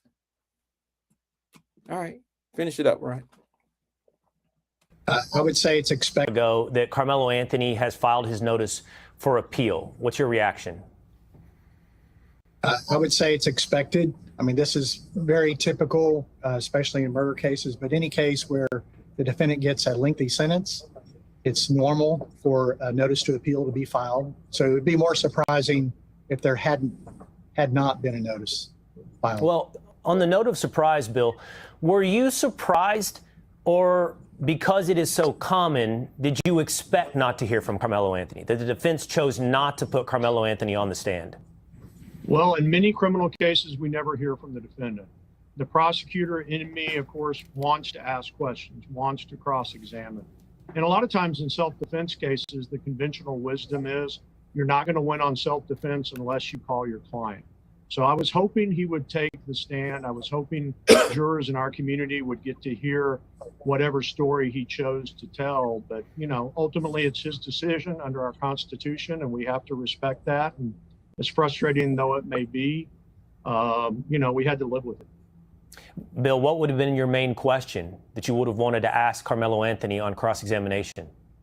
Very simple, Will. Why did you take a knife to attract me? That fact that he took the knife to the track meet, what does that answer tell you? It tells me that when he went out and provoked this difficulty, this confrontation with Austin Metcalf, he had a secret no one else knew. He had a knife hidden. He was obviously prepared to use it. And no doubt, I told the jury that it probably empowered him. See, that's what I disagree with. I disagree that a person, now I can see that with a gun maybe, and maybe he makes a valid point, but I disagree with his point, okay? I don't think that this young man had a knife in his bag and it made him feel bigger than everybody there. I don't agree that the knife was used for, that he had any intentions of using that knife on somebody that day. That's just my opinion. I don't think that was it. I think that's a poorly presented point by the prosecutor, but yet maybe if he would have took the stand, maybe the prosecutor would have looked foolish for having that angle, feeling that way, saying that to the public, because maybe Carmelo Anthony have used that knife or whatever it was for a whole lot of different things in life, and he could have proved it. Like, I don't carry a weapon. I don't carry this thing. It's not considered a weapon when I pick it up every day because it's a legal item. It's a legal what you call knife. It's a legal knife. It's legal to carry this particular knife in the city, okay? But now, once it's used in a crime, now it's considered a deadly weapon. And when I hear people like Jasmine Crockett say things like, what was it, a little bitty tweezy thing with the little scissors on the top? When she say ignorant, dumb shit like that, knowing she's an officer of the court, knowing that it doesn't matter, you can use a pencil to kill somebody, and now it's considered a murder weapon. So for her to be that ignorant shows you that she plays stupid on y'all, because she know who she talking to. She knows she talking to people that don't really know. She know that.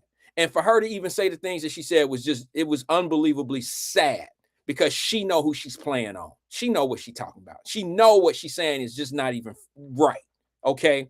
But when you say, like, this is an elite, like this weapon that was, it wasn't really a weapon. It becomes a weapon when you use it in a crime.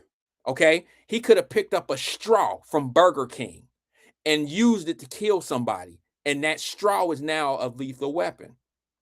He used a pencil. It could have been a Boy Scout knife. When you utilize it to commit a crime, it is now evidenced as a lethal weapon. Okay, that's just how it goes. So when she says stuff like that, let me let these guys go ahead and finish talking. And you notice that the numbers went down when you start hearing facts. See, people don't really want to know the truth. They want what make them feel good. They've been arguing for 2-3 weeks on a position and hollering and screaming about some shit they don't know nothing about. And I told y'all a week ago, I said, give it a little bit, because as soon as the trial is over with, things are going to start coming out. People are going to be able to talk. Carmelo Anthony, more importantly to me, his family will say enough to make everything I said last week valid. They'll co-sign. I promise. I told y'all before they even said anything as of yesterday or the day before yesterday. I told y'all way last week, this boy got the wrong people around him. What is the family saying now? We were influenced by the wrong people. We were listening to the wrong people. They told us we should have did this. They told us we should have did that. Now, the problem is y'all got greedy. You were listening to the grifters. You was listening to the people that was running up the bag on the GoFundMe and all those funding. You was listening to those people because they were helping you financially. You weren't listening to the legal minds. You was listening to the money getting minds. I told y'all they was listening to the wrong people. The people around them was all wrong. And now when I start showing you everything, now y'all want to log off. That's what's wrong. You ain't gonna never get it because you ain't gonna never get it. He knew that any confrontation he provoked, he was going to come out on top because he had a knife in violation of school policy. So I really do think it's important to know why he took the knife. But once we figured out he had the knife, obviously nothing good was going to happen. And Austin Metcalf lost his life because of it. Bill, what was the most powerful moment in the trial? Was there a moment or a piece of evidence that swung this decision? I got to tell you, Will, there was so much, and we were so happy to finally get to be able to share it with our jury. The videotape made it very clear. Carmelo Anthony was not surrounded. The kids were minding their own business, looking at their phones under that tent. And then the jury heard from numerous eyewitnesses that corroborated exactly what the video showed. And then finally, and I argued to the jury, the defendant's own words, Carmelo Anthony's own words, were super important. He didn't say, they touched me, I was scared of them, they were following me, they surrounded me. What he said repeatedly was, he touched me, he did this. See, that's where he's cooked. You say self-defense and you claim you got jumped, but in your interview with the police, you keep naming one individual, or maybe not naming, but you keep saying he. It's little things like this, y'all, that we need to start paying attention. It's called critical thinking. It's paying attention to what could be the facts. And maybe it may not be the facts, but it could lead to something that's really close to being factual. It's just critical thinking, guys. It's not always what the easy guys say. It ain't the guy that's out there screaming the loudest about what's going on to somebody. That ain't the guy that's always right, but that's the one you tend to listen to so damn much and always steer you down the same rabbit hole and talk about the same bullshit every time and have you wrong every time. He did that. And so it was obviously a one-on-one confrontation between he and Austin Metcalf. And then, Greg, finally, the moment when you hear the victim impact statements, when you hear from Hunter and you hear from Austin's parents. Well, I mean, it's heartbreaking. Absolutely heartbreaking for them to try to put into words the loss that they've experienced. It's just heartbreaking. That was my feeling. Yeah. Well, Greg Willis, Bill Werski, thank you so much for joining us the day after this trial. We appreciate the insight. Thank you for your time. So now it's not about the actual facts of the case that come out. Now it's the source, or Fox gonna spin it. I didn't see anything in that conversation that would make me believe that they were that they used some alternative or some type of conspiracy to get a conviction. The defense had everything at their disposal to be able to defend this young man by putting witnesses on the stand, by doing everything that got him convicted. The defense had the same, they had everything at their disposal. They couldn't. He didn't even get on the stand because he would have had to lie. And we still out here talking about he got done wrong. It was severe. Listen, ladies and gentlemen, this young man was, I don't want to see him go to jail, but unfortunately he has done something that's putting him in jail. I believe, quite honestly, it's not my son, so it might be easy for me to say this. This is my opinion. I'm entitled to my opinion. The jury was very lenient. They gave him a third. They could have gave him 99 years. 99 years is what he was facing. Not one conversation, not one thing that I hear in that conversation from the prosecutor or the DA was, we offered a deal, because they knew they had a slam dunk case. They don't offer deals on slam dunk cases.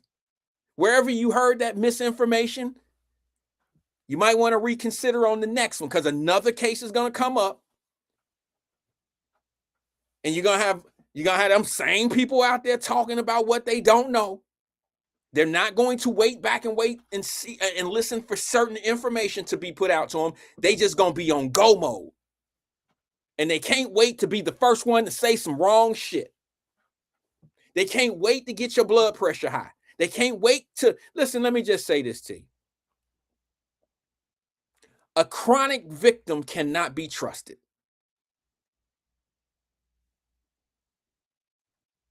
You see me put a post out there like that. A chronic victim, somebody that's always the victim, always leading the victim parade, the one who's always in front of the victim cheering section. That's the person you cannot trust. You know who led the victim parade in this case? The brother that they had up there talking about, who came out, who was the spokesperson for the family.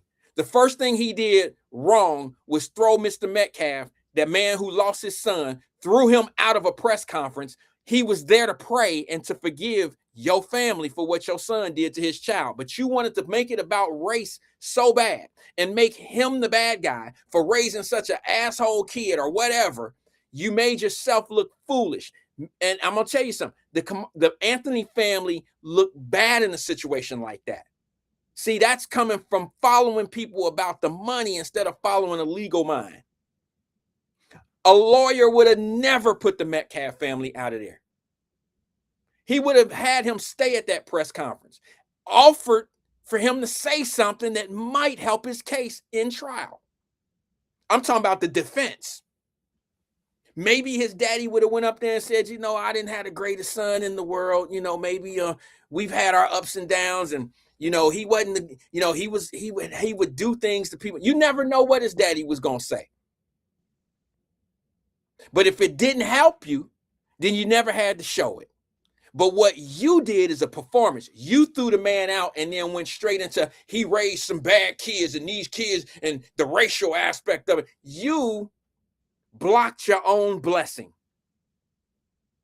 Didn't even give it time to breathe. You just killed it before it was born. And that's what happens. That's what happens when you get with people who just chasing the dollar, chasing the front, what do they call it? The status, or the what do they call it? The clout chasing. This man trying to set up a play for his next person that he gonna call a victim. After seeing this, I can't imagine that anybody will deal with that dude again. I forgot his name, but he was the spokesperson. Matter of fact, let me show you who I'm talking about. I can show you better than I can tell you. This is the reason why you got to get away from people like this. 116. This is the guy I'm talking about right here. It's the guy at the top who's being interviewed by the young lady. Okay? This is the man that was the spokesperson for the Carmelo Anthony family.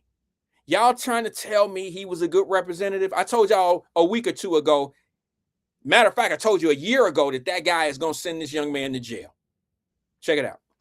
I want to know is the video, right? taking it back to the case, there's so many conflicting stories about this video. Now, what we saw inside the courtroom was a grainy, hard to see video, but there was a lot of people outside the courtroom who said that they went to ISD and watched the footage and said that it was clear, and they said that they saw more than what we were shown. Can you speak on that? Now, was it clear enough, or was it fuzzy, or what? No, it was clear. It was clear enough where you can see the actual individual raindrops. Pause. Check this out. These are the folks that didn't see the video. These are the people that just out there clout chasing. These are the people that they show on the internet that a lot of people out here were getting their information from. And these Negroes are sitting here lying, building us up to make us believe certain things, so you'll believe how this young man is being treated before he ain't heard no evidence. He don't know what he talking about. But listen to what he's saying. Listen to these folks. Clear enough where you can see the actual individual raindrops come by the cameras. Okay. The other four went and they surrounded Carmelo. You know, if you're Carmelo, and they showed that on that video. It's on the video. Okay, come on. You can see them walk. I'm gonna say little stuff. So they come up, they surround them, and this immediate moment of not even a few seconds of pause, then that's when they jump. And so they actually did jump him. Yeah, it wasn't just no touch. It wasn't just all that moment. Yeah, it was a push. It was all kind of things. But Austin pushed, Hunter hit, and then everybody swung. But at the same time, so it's more than the twins that got some licks on. So it showed that in the video. Yes, in the video. So again, 2 moments later. but I can tell you, I did see the video at Frisco. Okay, now this is the man. This is the spokesperson right here for the Carmelo Anthony family. This is the guy who has the Al Sharpton, the freedom fighter or whatever nonprofit organization who was the spokesperson for the family. Now listen to what his accounts are. He's seen the video. Okay, he's been behind closed doors. He's with the family. He's one of the people that they're saying. I'm not gonna say they're saying he's the person that they should have never trusted, because that's not what they said. But I can't think of anybody else that they're saying this about. All right. Maybe Charleston White, maybe. I don't know. It's either him or Charleston White. But check it out. Listen to what he says about the video that no one else had seen. Check it out. Show that in the video. Yes, in the video. So again, 2 moments later. but I can tell you, I did see the video at Frisco ISD. And the video that at Frisco ISD, it's not like you can sit there and look at the pimple on someone's face, but you can identify what's there, right, in front of you. And so what has been described to me, you know, is like, no, you could at least kind of know and count how many people right there. You know well, what we can count how many bodies, but we can't see like faces. You know what I mean? Like we could see like, okay, somebody sitting right there, somebody sitting right there, but we couldn't see like Carmelo in Austin's face, or you know what I mean? It just was like kids there. Mm-hmm. Some people were saying that they were able to see him getting jumped. I couldn't see that. So I was wondering if you guys saw something different. No, it's not, I didn't see that with that video, no. Jail. Now this man just countered Carmelo Anthony saying he got jumped. How many people on the street said there's a video showing that the man got jumped, that the young man got jumped? And that's why he defended himself, because he got jumped. Now, this is a dude that's been watching just as much as the family, because he works for the family, so to speak. Work for himself. But now the man gonna sit up there and tell you the truth about, nah, it wasn't nobody, didn't nobody really jump. He didn't get jumped. He didn't get jumped. So I'm gonna let you finish hearing this dude talk about some shit that was these are facts. Now he has to tell the truth because he know what it is. He's never been talking this way before. I mean, he stutters, he falls over words and things of that nature, but I'm talking about factual things that actually happened. He's never told the truth like this before. It's always been that Carmelo was a victim. Listen to him. Wow. I didn't see him. I didn't see him getting jumped. You know what I mean? Like I saw movement over there. I saw that there was multiple people around him, but I didn't see. He was getting. You know what I mean? Like the altercation. No. Okay, so you didn't say that before. You let it be. You let people. You kind of like was okay with people believing that this young man got jumped because it was all about, hey, we got to raise this money for the defense attorneys. We got to raise this money, and I got to promote my Action Network shit. I got to be out here and show y'all I'm going to fight for what's right. Not once did they say, hey, I want to fight to make sure he gets a fair trial. I want to fight to make sure that the courts don't do him wrong. That's not what your angle was, bro. You rolled on the fact that the misinformation was the truth and that they're doing him wrong because he got jumped. He got jumped and beat down on. And somebody said, what problem do I have with Jasmine Crockett? I have the same problem I have with her as I see local leaders who go out there and promote nonsense, untruths, and have my people on the edge. I don't care who it was. That's what I loved about Jesse Jackson. He didn't quite do that. Jesse was different. Jesse Jackson would be like, hey, no, we got to get our shit together. But the fact that you don't have Al Sharpton and them out there, Benjamin Crump and all them out there, jail. I already knew where this was going. Jail. Wow. Oh, okay. Wow. He left her speechless. That is Carmelo Anthony's advocate. That is the person that's been involved since day one, before they even hired attorneys. And he's sitting there telling you he wasn't getting jumped. He didn't even see the altercation. Wow. So where's the self-defense? All of these activists, all of these race hustlers told us that Carmelo Anthony was jumped. You seen that video of that pedophile? That is a pedophile. You seen that video? He told us he was getting basically choked out if you watched the full video. He said he had choke marks around his neck. I don't know what else to say. There ain't nothing else. There's nothing else to say, young man. The reason why they do stuff like that is to mislead our people, and they're chronic. They're chronic victims. And they can't help but argue this kind of way because they don't have anything else to do, bro. It's just you gotta separate yourself from people like that, and most people do. A lot of us have.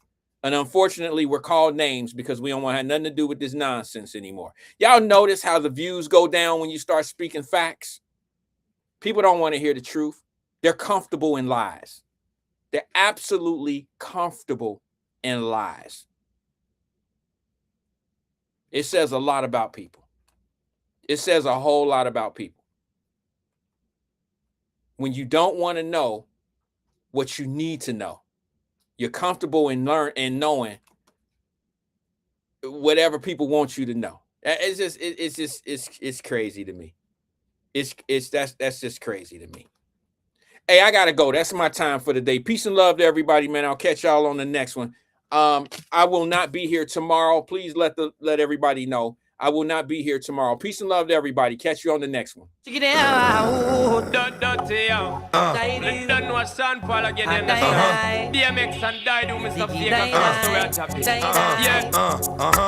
the boom. Here comes the boom. Here comes the boom. Here comes the boom. Here comes the boom. Here comes the boom. Here comes the boom. Here comes the boom. Here comes the boom. Booming, bouncing, stalking, what's walking, walking to bouncing. Getting them every counting. Hit them like a mountain. Spit them, I'm spitting out blood like a fountain. Look at me like that. We just might fight black. And that fight might end up in me taking your life. I don't go for the bullshit, cause I've been down. And time is just too important to be fucking around. Chump nigga, I'll stop a mud hole in your face, motherfucker. motherfucker. Rip your butthole out of place, cock the Glock to your head. Let off about 2 in it. Yeah, it's a dirty job, but I just love doing it. Here comes the boom, here comes the boom, here comes the boom, here comes the boom, here comes the boom, here comes the boom, here comes the boom, here comes the boom. All gangsta you me while you hold your guns high. No get up in your pussy cause a pussy not dry. Make them skin cry, my row up the fly. Flush it out in the disco, bye. Gangsta you me while you hold your guns high. No get up in your pussy cause a pussy not dry. Make them skin cry, my row up the fly. Flush it out in the disco, bye. From the dirty know them a tata. Man a shatter, and I got a lot of power. Well,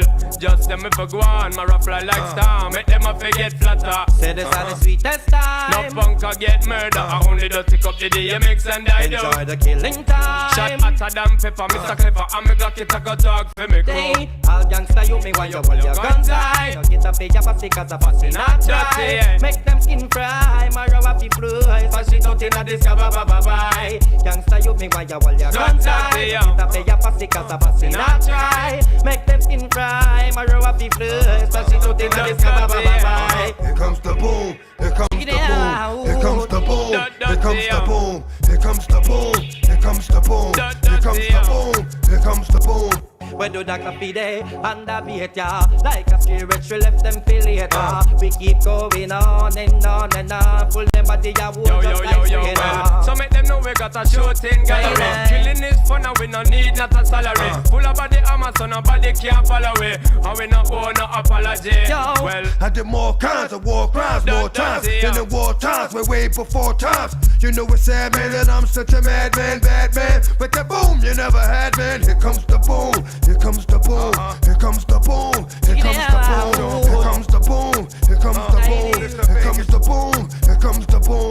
All gangsta you me while you hold your guns high. No get up in your pussy cause a pussy not dry. Make them skin cry, my row up the fly. Flush it out in the disco, bye. Gangsta you me while you hold your guns high. No get up in your pussy cause a pussy not dry. Make them skin cry, my row up the fly. Flush it out in the disco, bye. Here comes the boom, here comes the boom, here comes the boom, here comes the boom, here comes the boom, here comes